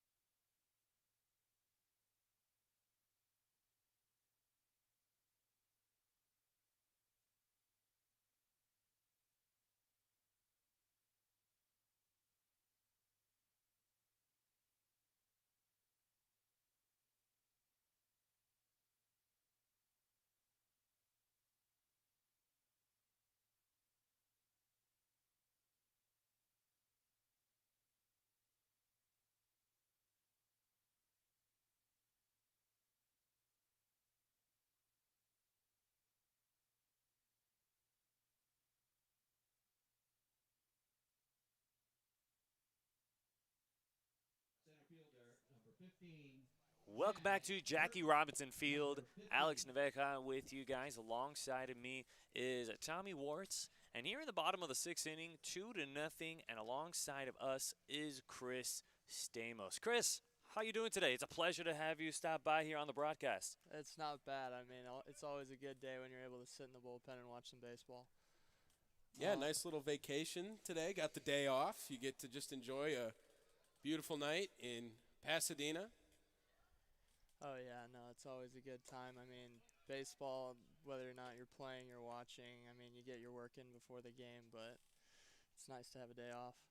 And there's one question that I've been really wanting to ask you. There's so many guys during the summer that go out of state for summer ball. How important was it for you to stay here at home? You're here, you play for Glendale Community College, as that one's lifted over to left field and caught one gun. How important was that for you to get to stay here in Cali? I mean, it actually wasn't the biggest factor. It just came to be like, oh yeah, I get to stay in Pasadena. But I've played away from home before. I actually had like a late notice chance to go play in like North Dakota. But I mean, between that and Pasadena, there's really no contest. Yeah, so. I would assume that decision wasn't too hard to decide between Pasadena and North Dakota at all. But yeah, I mean, I used to play college baseball in Illinois, so I mean, it's nothing like California, really. Fair enough, fair enough. So you played your last season, this past season, at Glendale Community College, correct? Actually didn't. No, where's that from? Why is this not updated No, for us then? we actually got canned. So Got it. my first 2 years of college were at Principia College in Illinois, and then I transferred after COVID hit, and I spent a year at Glendale so I could transfer to Cal Berkeley. That's actually where I'm headed next fall. Well, there you are. And that's what a lot of people do. That's a new route that we see a lot of people Good do. swing. There it is. And from there's a deep shot right over the center fielder's head. Ryan Cermak did everything he can with try to get the leaping grab, and it'll be extra bases coming in for Justin Torres. You ever think of a career in broadcasting there, Chris? Nice No, pop over there. You were ready for it. Actually, Showing some teammate love right there. my dad wanted me to be an actor, actually, but it was man, between look at that that. and baseball, and I guess baseball won. Well, hey, it's never too late to Never switch either. too So late. if baseball doesn't get you anywhere, I know you got not afraid to talk at least. I mean, you know me. So, but that was just telling you that JUCO route's been a more traditional way for a lot of guys over here. What led into that decision to try out junior college ball? Obviously, you didn't get to play, but Were you thinking that junior college route to straight to a D1 school right after? Was that the plan all along? I mean, out of high school, my junior year was kind of messed up with injuries, and then I was late to the game senior year, even though I had a really good senior year. So I went to Illinois, and, I had a really good opportunity out there. And then after a couple summers of baseball, after talking to some people, they were just like, maybe this school's not the one for you. And, if you're trying to become a professional athlete, which, I mean, we're all trying to become professional athletes. Absolutely. So, it just became a decision of, okay, do I want to, be the guy in Illinois for 4 years, or do I want to go see, how good I can play. So that's what that was. And, I mean, I didn't think I was going to be going to, any big, schools. I just wanted an opportunity for it, I guess. Yeah, if you don't take a chance in yourself, you're not going to find any results usually. So kudos to you. Good And that one swing. goes inside out, right down the first base line. Test They're him, test his waving arm. in the run. Nice job. And there it is, 2-1. Arroyo Seco Saints able to split the deficit now, 2-1. Swinging the sticks here in the bottom of the sixth. A double there by McMurray. He's going to score Torres. Back-to-back doubles now. And Chris, now you pitched yesterday over in OC. The team got a good win, 14-4. Seemed like a lot was going right. Your inning, there was a little bit of a shakeup, a little bit of trouble going on, but you got out of it, But you were very effective in your first two starts, only giving up the one run in the first two appearances. Every pitcher's going to have a day where it's not theirs. It's something that you got to have a short-term memory. You got to have a real quick mind out there. How do you quickly combat? How do you take over for your short-term memory after a bad appearance? How do you prepare for the next one to try to make it go a lot better? I mean, for me personally, I'm just a turn-a-page guy. Whether it's, you have 1 inning outing or a 6-inning outing. I kind of just go day by day, especially, yesterday I was talking to the pitching coach and, I didn't have either of my spinners, curveball or slider. And it's like, okay, some days you're not going to have your best stuff. Some days you're going to have your best stuff. What makes a pitcher is what he can do, those starts where he's just average. So, you just kind of flush it and you're looking forward to your next start. And, that's about it. What are you looking forward to working on this summer? I mean, it's going to be a long summer, a lot of games under your belt. What is something that you're really focused on improving on, so when you report to your team in the fall, you're ready? Just being able to throw all your pitches for strikes. That's kind of, the biggest thing. Stuff's good to have, but I kind of want to be able to throw my, kind of MO is, okay, what can I throw in a 3-2 count? And I know it's going to be a strike. So if you can throw all 4 for me, all 4 of my pitches, if I can just spin any of them for, a 3-2 strike, then we're looking good.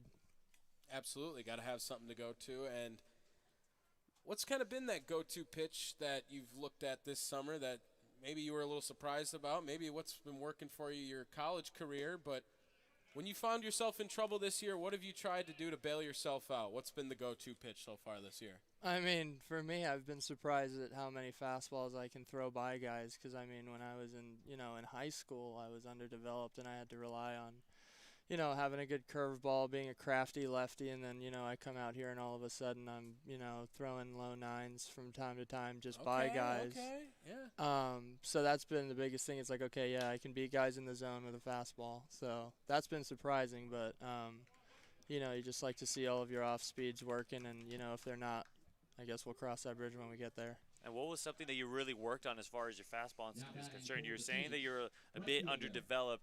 How did you address that? What were some of your workouts that you're really doing to try to get that velocity up? Oh, I mean, I just got myself in the gym every day. Making gains. Yeah, that's the name of the game. Mass equals gas.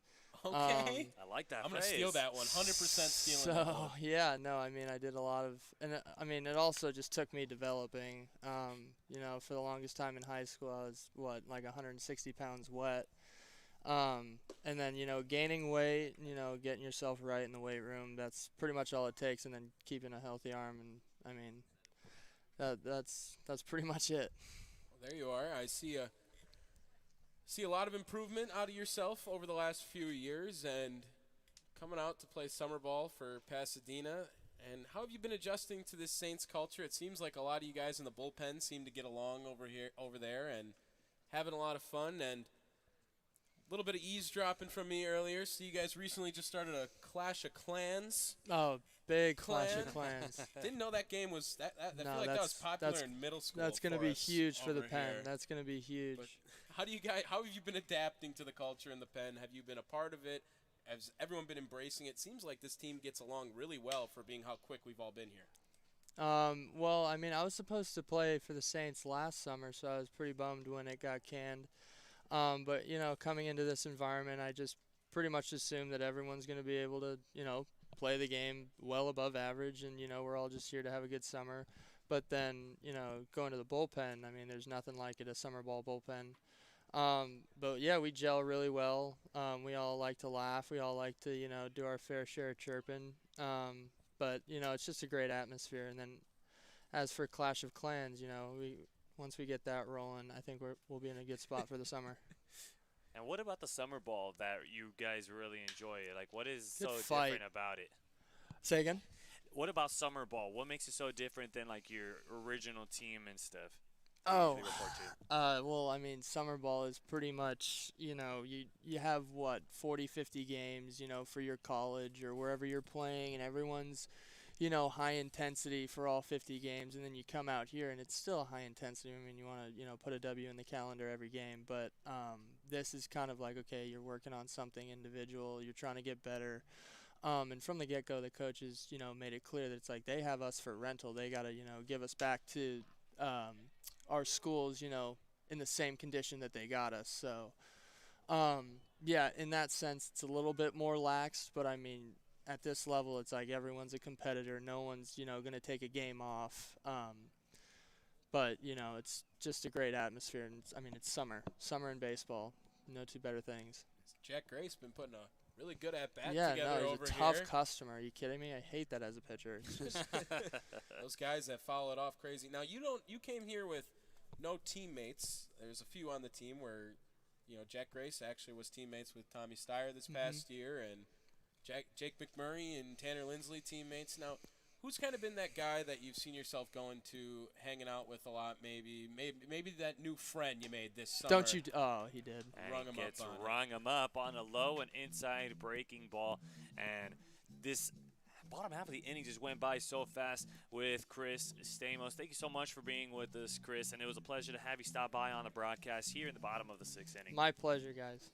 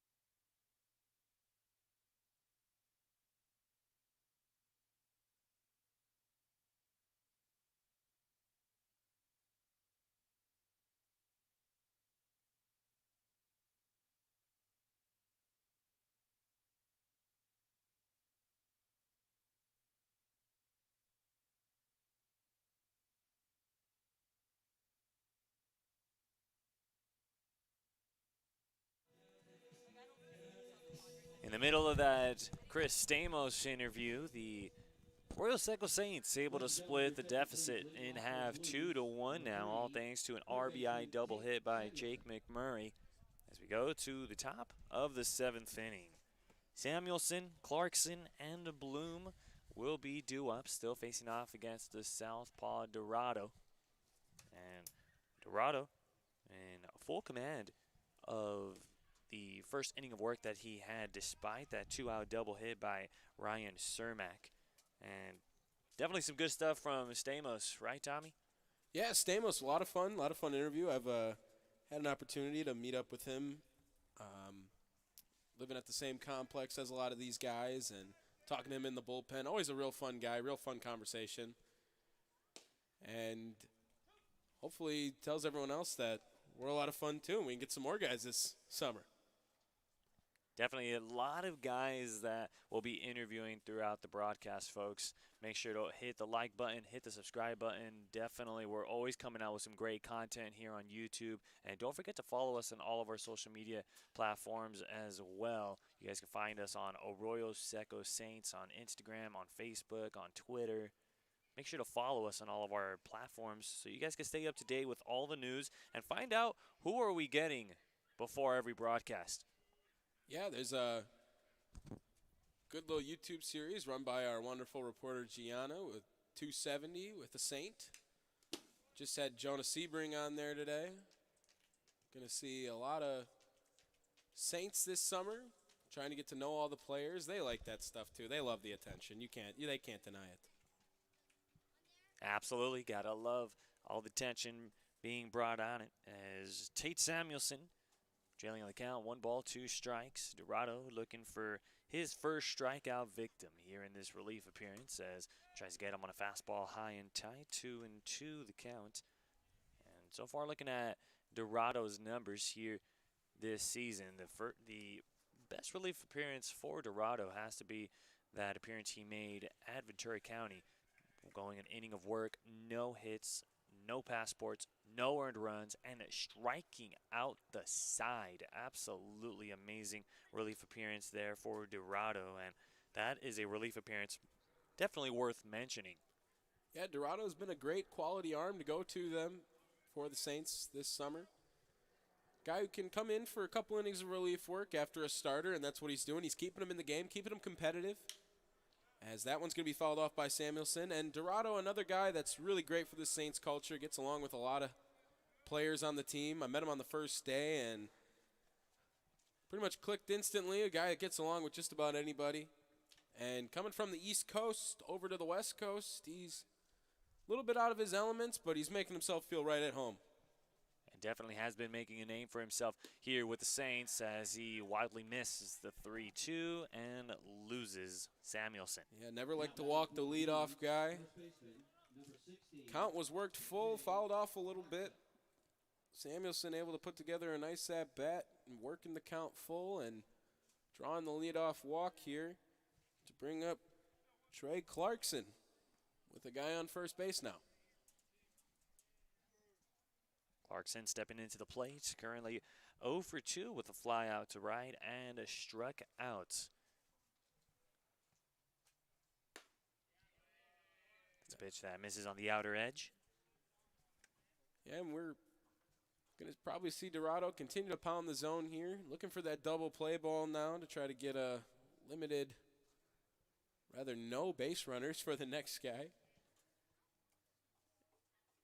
Been working on that slider this summer. Let's see if he goes to it to try to get a ball on the ground, as that one's going to be fouled off by Clarkson. So Dominic Dorado in his sophomore year. Looking at some of his starts in his sophomore year in 2021, he struck out 2 in 2 scoreless innings against Stony Brook on May 22nd. That's a relief appearance worth mentioning. And also worked scoreless innings with 2 strikeouts. And even then, his freshman year as well, had himself a pretty solid year in 2019. Led the team with a 2.45 ERA and 10 relief appearances. Struck out 9 in 11 innings. And maybe not supposed to happen here as stadium lights turn off here in Jackie Robinson Field. Time is called as they'll go ahead and address that.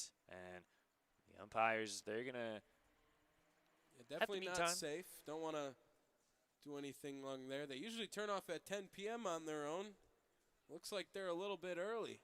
It's only 8 o'clock, folks, here on the West Coast, as the Arroyo Seco Saints definitely going to address it here. As we'll go ahead and step aside here from Jackie Robinson Field at the moment. The San Luis Obispo Blues with a runner in first, 2-1 in favor of the Blues.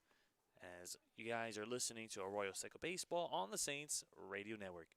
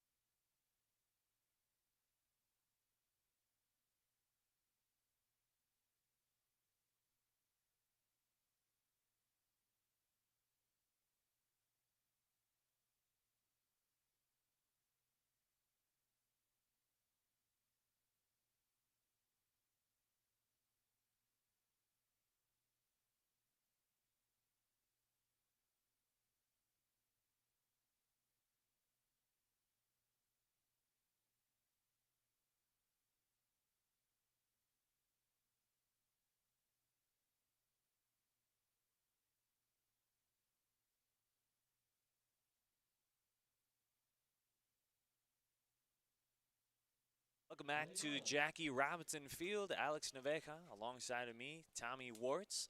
And we're going to continue to play without any stadium lights. We'll see how much the lights will permit us to play as we bring you back to the action. 1-1 count to TJ Clarkson. Runner is on first for the Blues, and that's stroked over to right field for a hit. And they're going to play it station to station, make it runners on first and second now here in the top of the 7th. Yeah, still got a little bit of time before any of the darkness could be an issue, but of course the little break in the action there kind of throws off Dorado a little bit and gives up the single to Clarkson, his first hit of the ball game, and that's going to bring up Gianni Bloom, who's already got a hard hit ball today. And let's see what Dorado does to attack with 2 on now. So this is Dorado's 4th relief appearance on the year. The first 2 came in just 1 inning of work as Bloom hits a strong bunt. That one hits a third. Wow, what a bunt. As the third baseman, Cooper Elliott, decided to let it go, and the baseball rolls all the way to third, and the home plate umpire is saying that it's an infield single and every base occupied by Blues. But he's called out at third. Cooper Elliott was able to get the foot on the base right there, and it's going to be Samuelson heading back. Cooper Elliott did try to let that one go as foul as it could, but it does hit the base. Heads up play there to get his foot back and able to throw a little bit of a wrench in the plan for Gianni Bloom's bunt, and it's going to be like nothing happened over there, just switching base runners. So fielder's choice by Gianni Bloom getting on there. Runners on first and second once again with 2 gone. That's a big out right there. It's actually 1 gone, my apologies. As Thomas Trinka stepping up to the plate. Bases loaded, nobody out. Would have been a tough situation for Dorado. Now able to work 0-2 right here to Thomas Trinka. After the fielder's choice. And we'll see what he's trying to do to finish him off here to get the quick 2 outs after the first 2 guys got on. Dorado, very selfish reliever, has only permitted 1 earned run and completely loses Trinka. Was ahead of the count with 2 strikes. Loses him and hitting him at the legs. So now the bases will be loaded with 1 gone. Yeah, that's not what you like to see from Dom Dorado. An 0-2 count, loses him just by hitting him there. A breaking ball that got away from him. Wanted it to be in the dirt and ended up flying into the batter's box. And that's going to bring the bases loaded here for Ruben Mercado. And he's been a problem for the pitchers at the plate. Guy who's had a lot of long at-bats. Got an RBI sac fly here. Looking for his first hit right now. And Dorado's looking to get out of the jam. And Mercado trying to drop that bunt there, going a foul. But something definitely worth mentioning. If you take a look at the first baseman, Jake McMurray, he is shuffling his feet around there at first. But what he does is as soon as the pitch is about to be delivered, he definitely gets into his position right in front of the base runner at first. Definitely worth mentioning. But another thing worth mentioning as well, that bunt that was fouled ended up hitting Lindsley, trying to shake it off. And it's got to be on the back of his mind, the light situation here. We'll see how much baseball we can take in here in Jackie Robinson Field. Yeah, not sure what the bunt was there. It wasn't a squeeze opportunity. Runners weren't on the move or anything, just trying to lay it down, almost giving up a strike right there. Play would have been at home. Elliott would have fielded it pretty nicely and probably would have gotten him there. And potentially could have been a 2-3 double play to get Dorado out of the jam going on right now here in the top of the 7th inning. Great spot. Didn't miss by a whole bunch there. 2-1 the count now to Ruben Mercado, who really has been a headache for both Steyer and Dorado. Putting up some great at-bats throughout this ball game. Yeah, popping out his last at-bat on the 3rd pitch. And here's one getting under it. Runner at 3rd is tacking up. Caught the throw going to 3rd. And it's a strong one offline, but it is now a 3-1 Blues lead. They get that 1 run back that they permitted in the 6th. Yeah, the second RBI sac fly here for Ruben Mercado, and Grace able to make a strong throw and go to third with it. Good play by Cooper Elliott to stay in front of it, not allowing any more runners to advance. 2 down now here for Connor Kostecka. It's going to be a little lefty-lefty matchup here for Dorado. And getting out of this inning with only 1 run wouldn't be too painful for the Saints. Dorado's second inning of work here finds himself in a little bit of a jam and is slowly working his way out of it now with 2 outs here in the top of the 7th inning. Another thing that's worth mentioning, Thomas Trinka also advanced on that sac fly. So runners now on second and on third. Heads up base running by San Luis Obispo.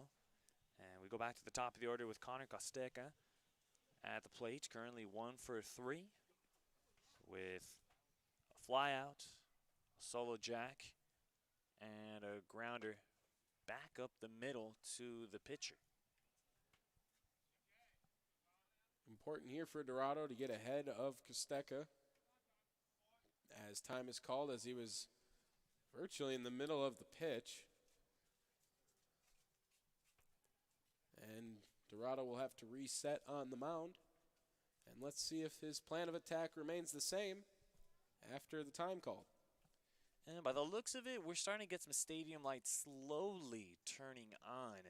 So maybe no delay going to be going on at all. Soft grounder over to second, plenty of time for Justin Torres, and able to record the out. But they do permit a run by San Luis Obispo. They do get a run back, making it a 2-run lead once again for the Blues, as you're listening to Arroyo Seco Baseball on the Saints Radio Network.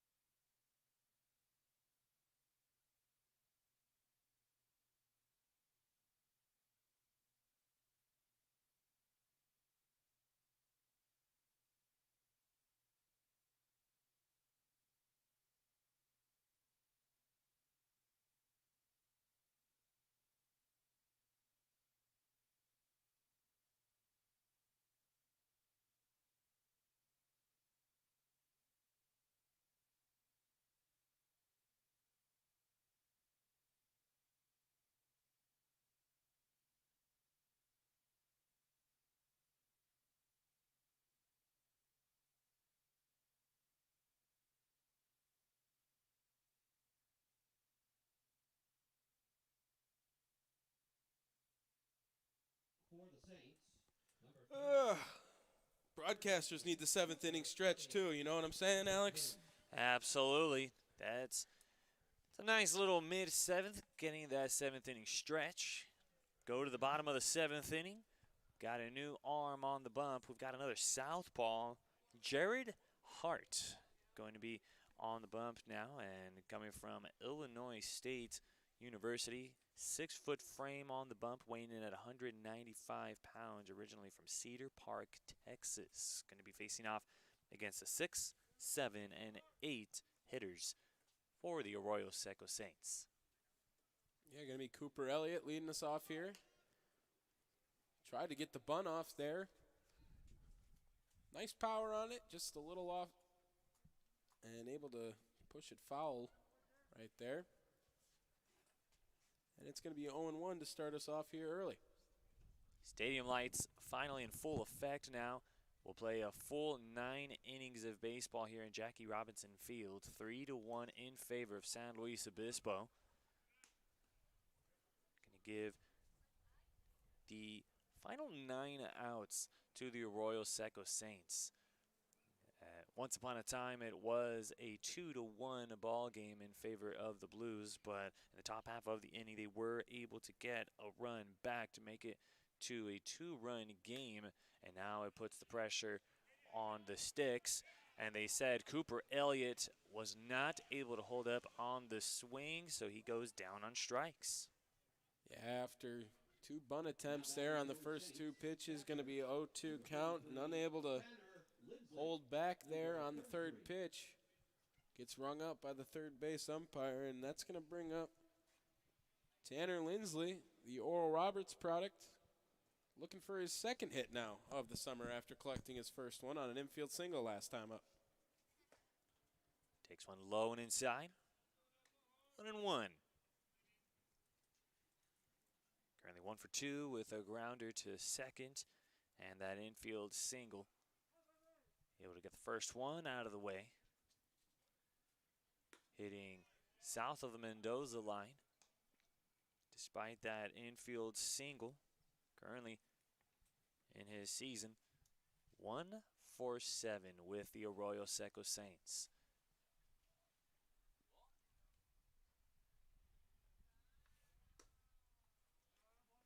And looks like right now, after that one misses low and away, Jared Hart's got a lot of breaking ball stuff, moves a lot over there. The last pitch looking like it's about to hit Lindsley and then making its way back in the zone. That one there starting in the zone, working its way all the way down and away. And there's some solid contact right up the middle. Shortstop able to glove it and still had time to put Lindsley away. That was virtually the exact same hit in that at-bat there for Lindsley as it was in the previous one. Looks like it's going to be a great hit up the middle, and the shortstop able to come in front of it after it's dies, just getting past the mound in the grass there. And this time Lindsley's not so lucky to beat that one out. It's going to be 2 down now here for Devin Dixon. Dixon will be looking to avoid the hat trick. Already has 2 Ks. Yeah, going to watch that first pitch there too.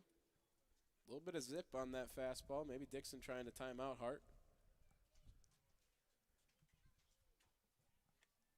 So the Saints looking at last week. At their first full week of action. Going 3-2, winning the first 3. When sweeping the Ventura County Pirates. Followed by winning against the Walnut Creek Crawdads to open up CCL action.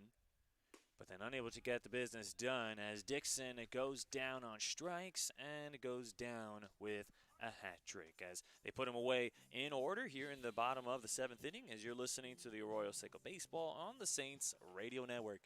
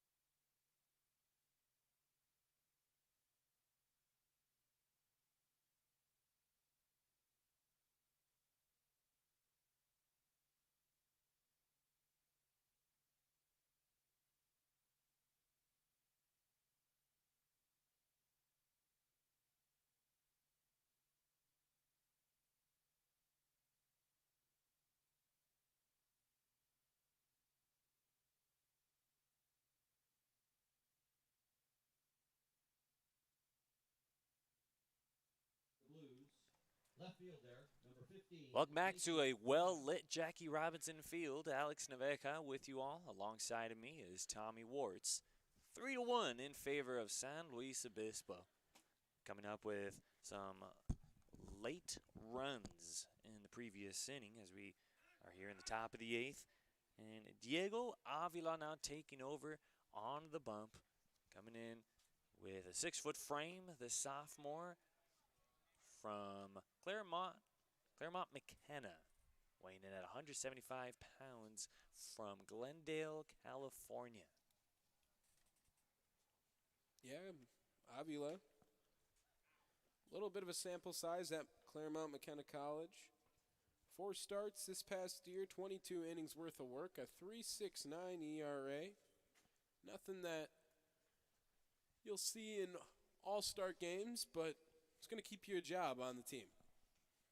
Has 2 relief appearances on the year, made his debut with the Saints on June 15th against the Ventura County Pirates. Pitched an inning, struck out 2, allowed 2 walks, a hit, and 2 earned runs on that relief appearance. And against the Palm Spring Power, went 1 inning of work, no strikeouts, no walks, no hits, and no earned runs. Consider a great inning of work against the Power over the weekend. I was going to say, I think that's pretty good, Alex. It's a great relief appearance, and I would say that is a relief appearance that is going to give you a lot of confidence if you're Diego Avila. That man running across your screen throughout the game, shagging the foul balls, is Creighton Hansen. Very good start yesterday for the Saints. Went 4 innings, struck out 8, only giving up the 1 run. Unfortunately, not in line for the win because of only going 4 innings, but everyone knows his tempo and what he was doing on the mound yesterday, including retiring the first 9 guys of the game, really put them in a great spot to win the ball game yesterday. 3-2, misses and loses Grotto. Batting for the Blues, center fielder, number 21. Yeah, there it is again with the leadoff walks. Nothing that you really want to do in baseball. Never want to lead off an inning really with a walk. As we bring the final stat line for Dominic Dorado, finished up the evening with 2 innings of work, no Ks, 1 base on balls, 2 hits, and 1 earned run. Yeah, not the perfect outing for Dorado, but respectable. Got in a little bit of trouble, was able to get out of it, only forcing the 1 run, and did give up the walk, but Saints pitchers have been demonstrating pretty good command as that one's fouled off. Just the 3rd walk right there allowed today by Saints pitchers with that leadoff one to Grotto from Avila. Count even at 1-1 here. Let's see how Avila likes to attack it. Just saw the fastball there. Let's see if he goes back to it or mixes in some breaking pitches. So Diego Avila in a season that was cut short. Swing, fouling it back. Season that was cut short. In his sophomore year, 2-1 record. That was the 2nd best. Wasn't exactly a full year under his belt. Also, was 3rd on the team with innings pitched with 22 and was 3rd with strikeouts. Had a total of 17. There goes the runner. The throw, not in time. Yeah, good heads-up base running there by Grotto.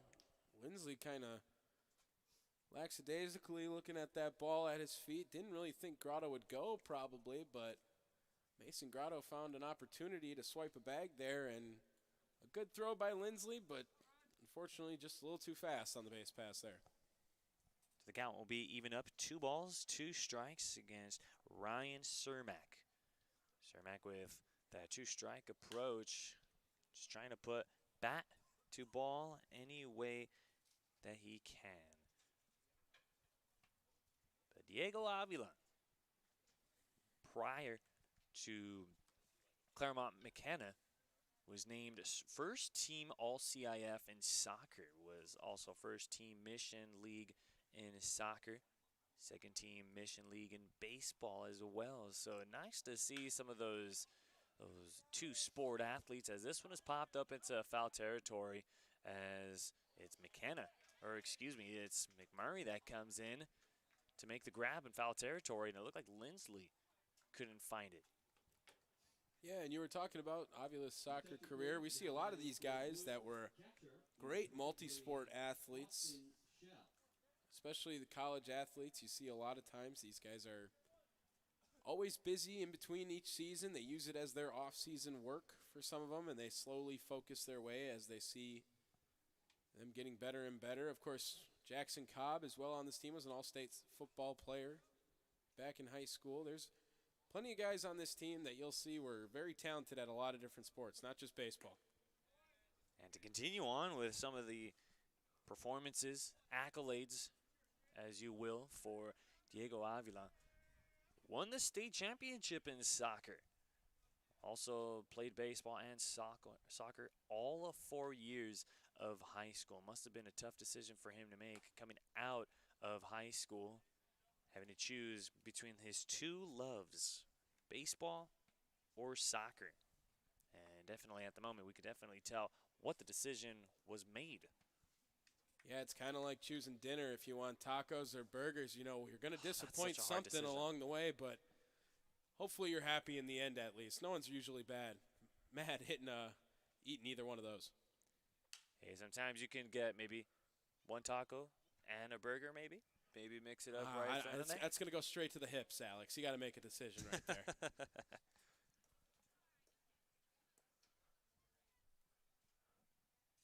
1-2 the count now to Austin Shell.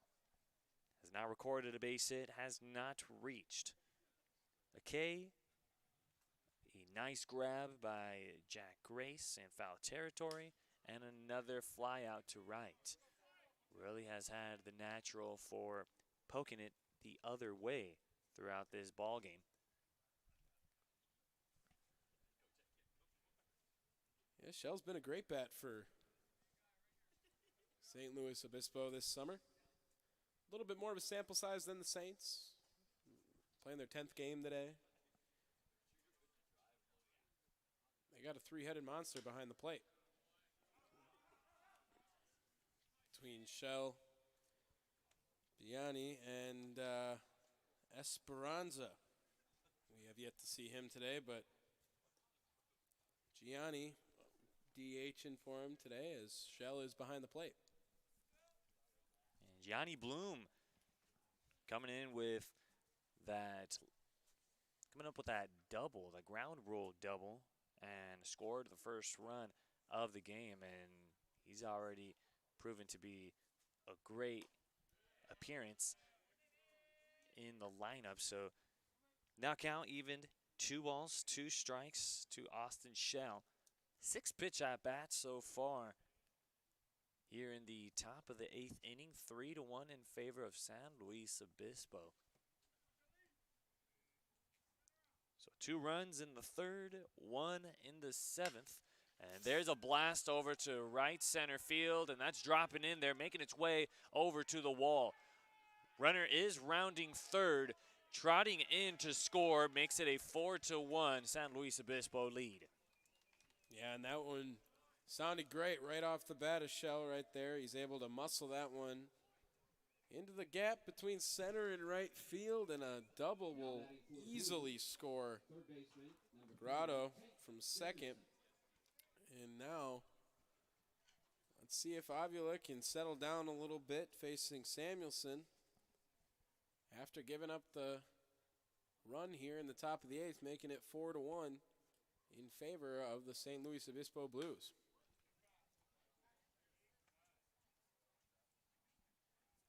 Tate Samuelson has found himself on 2 of the 3 at-bats. Line out to second, got on with a single and a walk. Yeah, Samuelson leads the team in home runs as well, too. Able to get a lot of pop off that bat out of Cal Poly, St. Louis Obispo. The local boy getting an opportunity to stay at home, just like we were talking about Chris Stamos earlier in the broadcast. It wasn't a big deal for him to stay here or go out of state, but it is definitely a luxury when you don't have to worry about traveling out of state. You get to stay here at home. Don't have to worry about missing family, friends. Hopefully, have some fans for you in the stands over here as well. Decent turnout here at Jackie Robinson Field, making some noise. Of course, adjacent to the Rose Bowl, gets a lot of traffic over here as well anyway. Waved at and missed there. The count even up now 2-2. And you were talking about all the traffic. It's a very nice scenery here in Jackie Robinson Field. If you guys can make your way over to Jackie Robinson Field, I would definitely recommend it. It's a very nice stadium, very nice field as well. And why not? You're right across the street from the Rose Bowl. You have a park surrounding this field and a park surrounding the Rose Bowl as well. And there's always fans walking around the stadium, always chiming in to the game. Well, when you see a baseball game, it's only human nature to come see what's going on during it, right? Especially if it's free. That's the big word, free. Always better with free.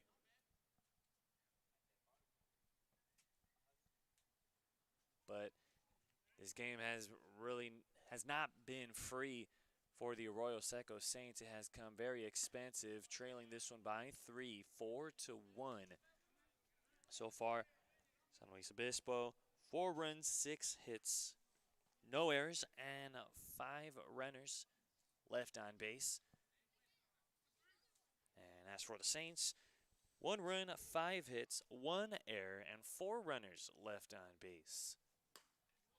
And batter swings and misses, tries to chase after it, and another one bites the dust. Big out there by Avila. T.J. Clarkson. Going to be the second one of the inning. Runner still in scoring position at second base for Trey Clarkson.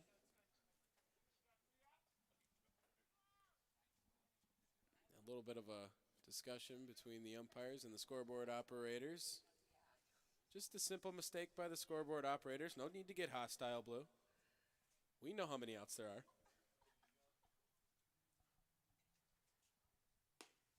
Breaking ball in there for a called strike.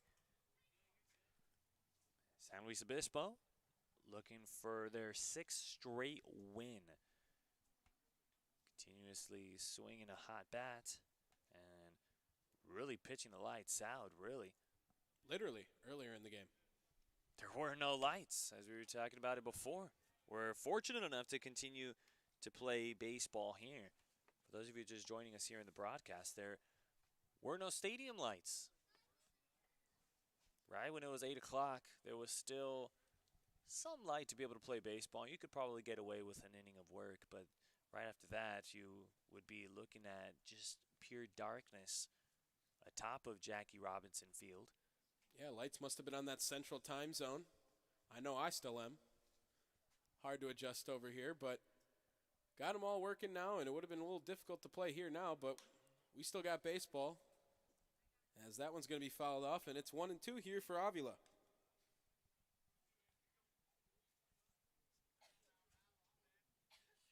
So the Blues, right after this one, will travel on over, and somewhat consider it almost a home game.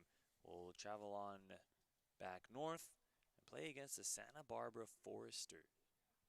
That's going to be very fun. Very competitive team. They always fields a really good team, Santa Barbara.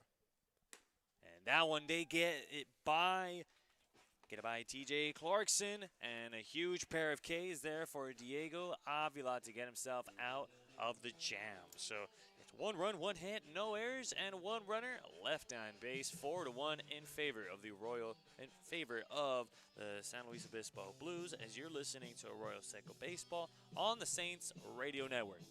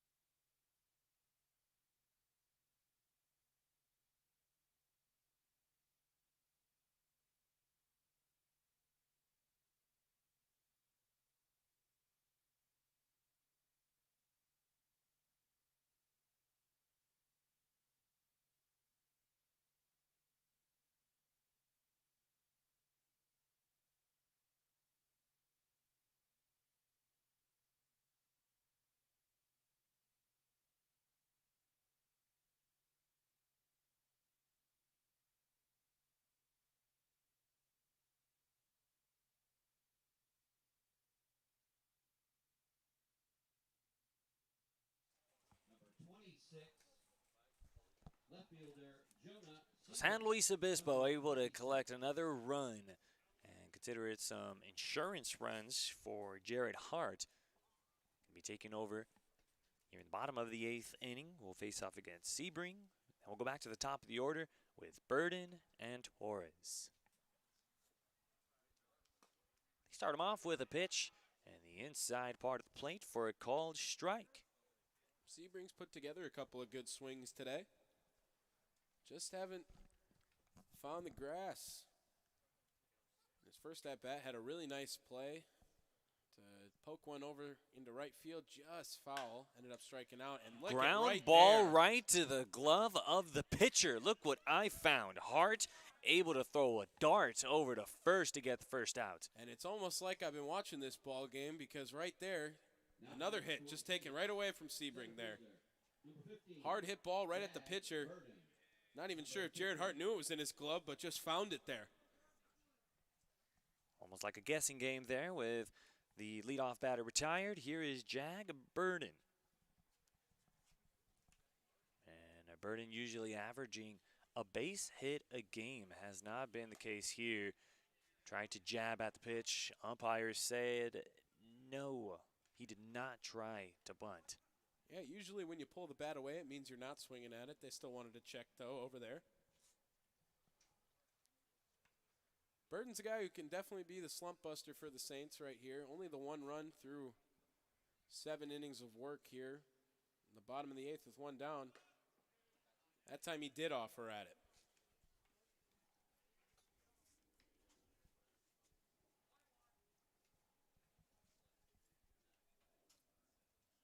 Counts now 1-1 here for Burden. See if he offers to bunt again or if he'll be free swinging now.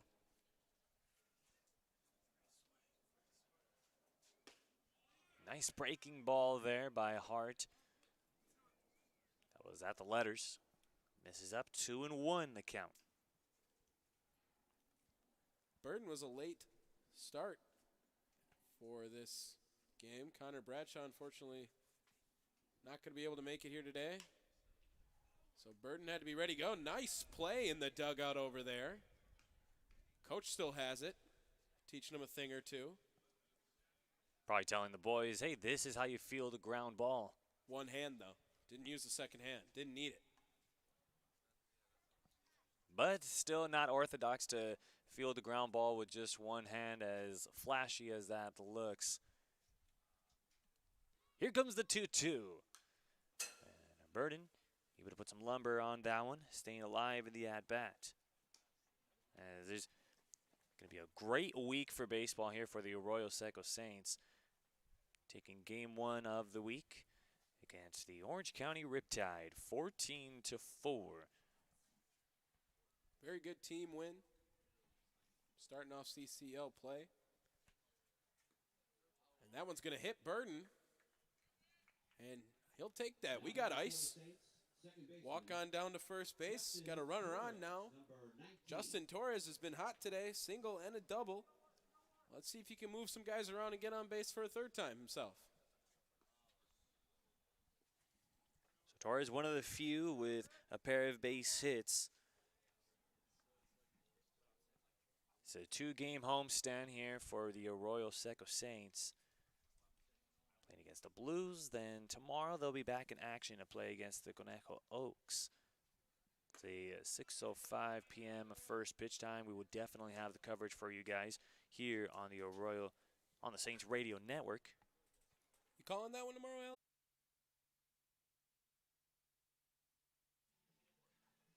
We apologize for the technical difficulty, folks, as we take you to the top of the 9th inning.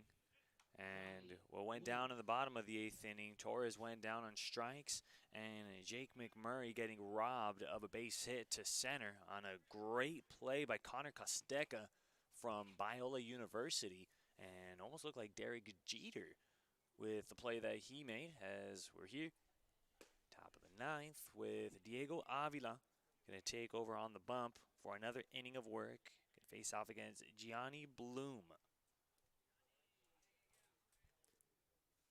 Yeah, and Bloom has a very hard hit ball here today in the first at bat for him in the third inning. Was the first hit of this ball game. Has been kind of a pitcher's duel throughout. Just the 4-1 right here in the 8th inning. Tommy Steyer did go 5 innings, only gave up 2 runs, had 6 strikeouts for the Saints. And unfortunately is in line for the loss after a very good outing for him, but Heston Toll for the St. Louis Obispo Blues was the story today. Very dominant in his debut for Collegiate Summer League. Retired the first 9 batters in order. And the pitching has just been overall great from both sides for the most part. Kyle Wish and Jared Hart have come in for St. Louis Obispo and held their own. And Diego Avila is trying to get us to the bottom of the 9th here with the count even now at 2-2.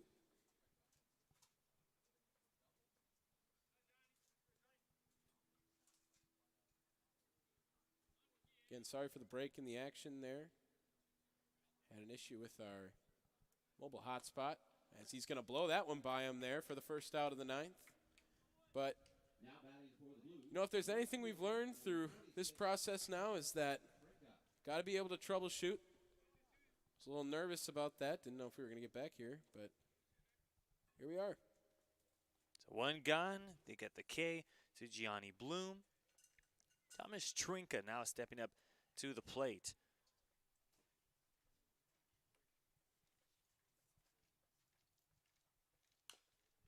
That one going back and a foul. 0-1 the count to Thomas Trinka.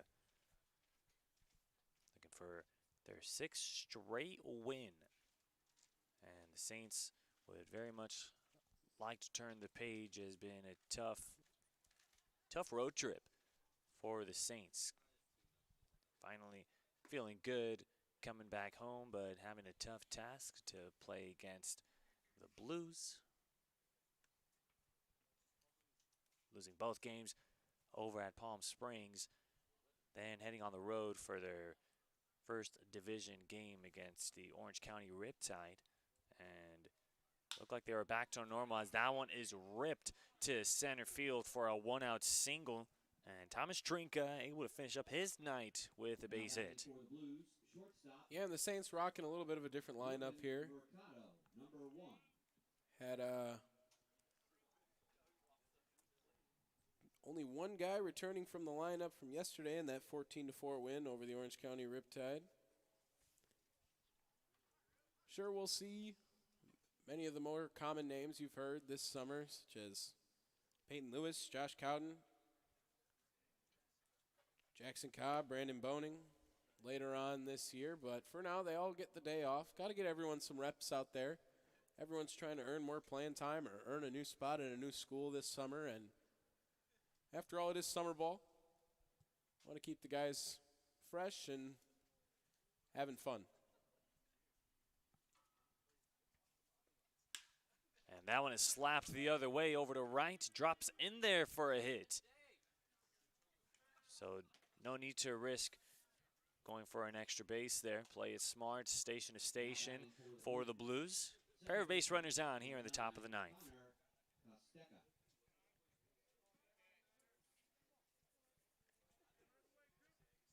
Back to the top of the order we go with Connor Costeca now. And Costeca getting it done with both the glove and with the stick this evening. Earlier in the game, his second at-bat got a solo home run to get a 2 spot in the 3rd inning. It was a solo jack, but that sac fly hit by Ruben Mercado to cash in Gianni Bloom to get the first run of the ball game, followed by the Connor Costeca home run to give it a 2 spot. Yeah, Costeca did put a charge into that ball. As we say all the time over here, Jackie Robinson Field, very lefty-friendly park. And that's a fly ball over to deep center field. That's definitely going to be caught. And the runner did not tag, so he's got to retreat back. loud out there for Diego Avila, but he's got an opportunity here after giving up a couple of base knocks to get out of it unscathed, and it's going to bring up Mason Grotto. He's coming up for the 5th time today. A couple of walks, but is 0 for 2 in the stat line with a fly out and a strikeout.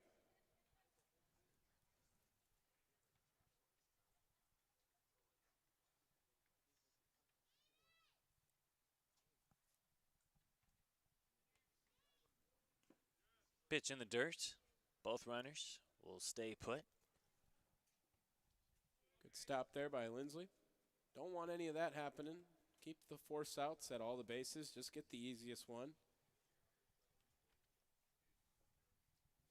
The bottom of the 9th inning, we'll have Bo Willis, Jack Grace, and Cooper Elliott due up. And that's a shot going the other way over to right. They're waving in the runner. The throw going home. This is a great throw, not in time, and it'll make it 5-1. Yeah, and 3 singles, virtually all right around the same spot. Those last 2 at least. First one was shot up the middle. And 2 of them to right field towards Jack Grace, and he's got a strong arm, but not strong enough. As the run will come around to score, and it's now going to be 5-1 in favor of the St. Louis Obispo Blues. And the Saints are going to have a lot of work to make up 4 runs in the 9th inning, but they are in slam range, and as that one comes in for a strike is all you can ask for with a good, strong part of the order coming up.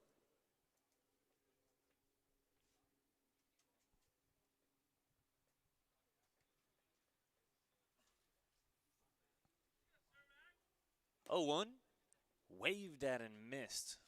Definitely Avila's most filthiest pitch. Had some last-minute break on it. Ran away from Cermak, giving away an off-balance swing. Coming up with the 2-strike approach. As the 0-2 tries to go the other way with it, but goes foul. A lot of these hitters trying to go the other way and hitting the baseball on the right side of the field. Thomas Trinka striking one over to right center field, followed by Ruben Mercado hitting one over to right. Then the RBI single by Mason Grotto hitting one over to right. So it's been a ball game that has kept Jack Grace very busy and working overtime here in this one as the 0-2 pitch stays up. It'll be a defensive highlight for Jack Grace. Something that you don't get to see very often. A lot of hits over on the right side of the field for the right-handed hitters. As the 1-2, breaking ball, grounder, and that one's hit on the left side of the field, makes its way over to left field.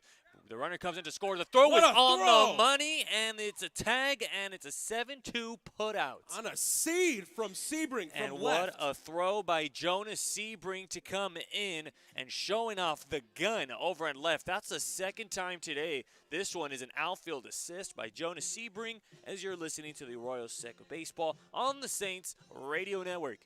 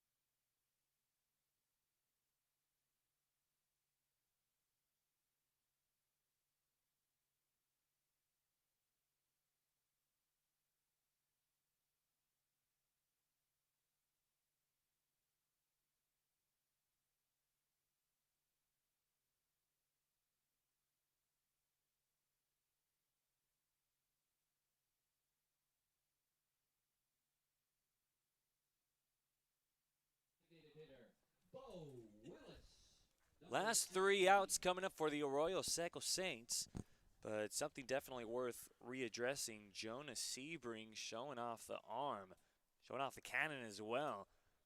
Showing it off with a throw at second early on in the broadcast, then showing it off with the throw at home.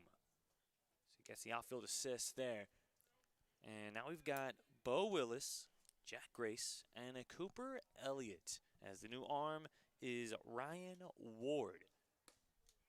And Ward, right-handed arm, the sophomore from University of Texas, San Antonio, 6'2" on the rubber, 190 pounds, and originally from San Antonio, Texas.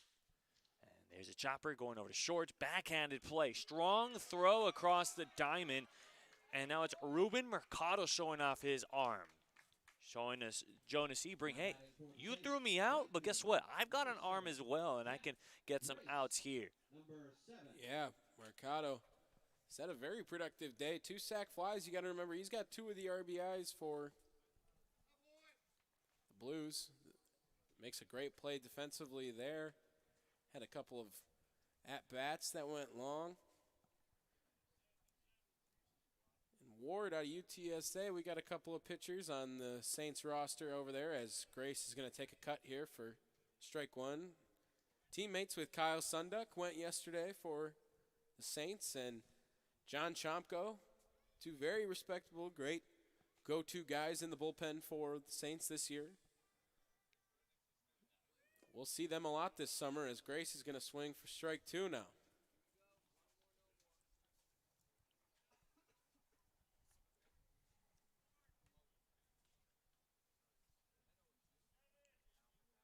Time is running out here for the Saints and their comeback. Down 1-5 here in the bottom of the 9th with 1 out and an 0-2 count here to Jack Grace. As the 0-2 pitch is in the dirt. Able to get ahead of the count to Jack Grace. Getting him to cut at and a miss. Back-to-back pitches. Ryan Ward trying to get him to chase. Requests for time. Steps off of the rubber that time.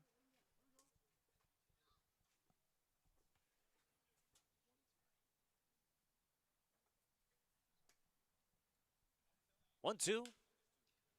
Grace is able to get some wood on that one to maintain a heartbeat. Staying alive here for Grace. Another guy this summer trying to work really hard. He's in the transfer portal currently. Was at Creighton University this last year. Now looking for a new home and trying to get some notice here in the CCL. As the 1-2 pitch tries to dig after that one, but down he goes on strikes. And Cooper Elliott going to be the final out for the Saints. Well, hopefully not. He's trying to keep the rally going here, but Cooper Elliott now had a rough go at it today. A couple of ground outs and a strikeout in his last at-bat. Should Elliott reach, we got Lindsley, Dixon, and Sebring. And they're all going to need to bat if they want to mount this comeback.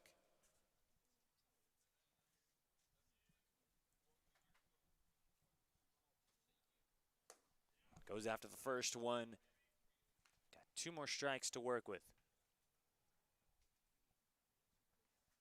Elliott, the utility man from Wichita State, playing third base tonight. Playing it pretty well for third base. Had a couple of nice plays, including the save the bases loaded situation earlier in the game. Usually we see him in the outfield, but the thing that Coach Aaron Milan loves about him the most is that he'll play anywhere. Guy with a lot of heart, just wants to play baseball. Bit of a check swing there. Elliott able to put the emergency brakes on the swing. Ahead of the count, 2-1. Definitely a hitter's count here. Might as well give him the green light right now. Down 4 runs, needs something to happen. But getting on base is the most important part of this 9th inning. A pitch that nearly hit it Oh, nearly hit the blue there. He's saying, no, let's finish up this ball game. Yeah, I've had a conversation with Blue, and seems like a tough guy. He eats those. He wants to finish this baseball game off strong. He's had a great day behind the plate. Can't say that about every umpire we've seen, but very nice from home plate umpire tonight. 3-1 cut at and missed, and it's Cooper Elliott working with his final strike.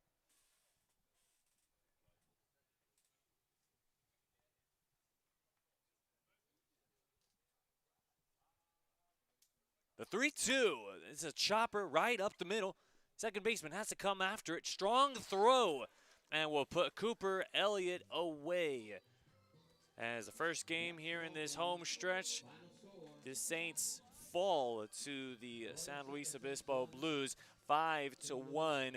And story of the game, very easily, has to be the pitching duo of Heston Toll and of Kyle Wish. Both of them just pitching the lights out for the Arroyo Seco Saints. More on the starter of Heston Toll. Kyle Wish, still a very good reliever, had a great relief appearance despite being touched and permitting a run, and not a whole lot of production here for the Arroyo Seco Saints. Only one run to show for it for the Saints, and something that you could say is a rarity for this Saints team. This is a team that their expertise is scoring runs, and coming up slow, hobbling in this ball game. What were your thoughts today, Tommy, here in this one for the performance for the Saints? Yeah, a couple of new faces in the lineup today. Definitely isn't the result you want to see as a Saints fan, but fought hard today, pitched well. Tommy Steyer, unfortunately, will get the loss today, but did go 5 innings, giving up only 2 runs here today. Couple of bright spots. Justin Torres getting a couple of hits as his first game in Jackie Robinson Field. The Saints, unfortunately, couldn't get it done on at the bat, but they'll be back tomorrow. Maybe a couple of new guys after the day off for a lot of the casual, usual starters today. We'll have to see what it brings us, Alex, and if they can pitch like that tomorrow, I think they'll be happy with the usual bats they get on their normal everyday lineup. And the St. Luis Obispo team, the Blues, definitely a really good ball club, and that's going to be a team to definitely keep an eye out on in this division, as the winning pitcher today is Heston Toll, going a total of 4 innings, 6 Ks, no base on balls, 2 base hits, and no earned runs. Losing pitcher today is Tommy Steyer, going 5 innings of work, 6 Ks, 1 base on balls, 3 hits, and 2 earned runs. But what's coming up next for the Arroyo Seco Saints? They'll have their final game here in the homestand before going back onto the road. They'll play against the Conejo Oaks. It is a 6:05 first pitch time here in Jackie Robinson Field. Hope you guys can join us, or we'll make sure to have the coverage for you guys here on the Arroyo Seco Saints radio network. We'll definitely keep you guys in the loop for the action before heading onto the road to play against the Barons and to play against Conejo Oaks on a little 2-game road trip. As I am Alex Naveja, signing off here from Jackie Robinson Field, and alongside of me today was Tommy Warts. Thank you so much for tuning in to this one. Don't forget to hit the like button and also hit the subscribe button down below. Follow us in all of our social media platforms so you guys can stay up to date with all of your favorite Saints players, and you guys can stay up to date with all the content that we're putting up there on a daily basis. So long, everybody. Have a great night. Signing off from Jackie Robinson Field. Unfortunately, Saints unable to get the job done, 5-1. Thank you very much, Alex. Good night, Mom.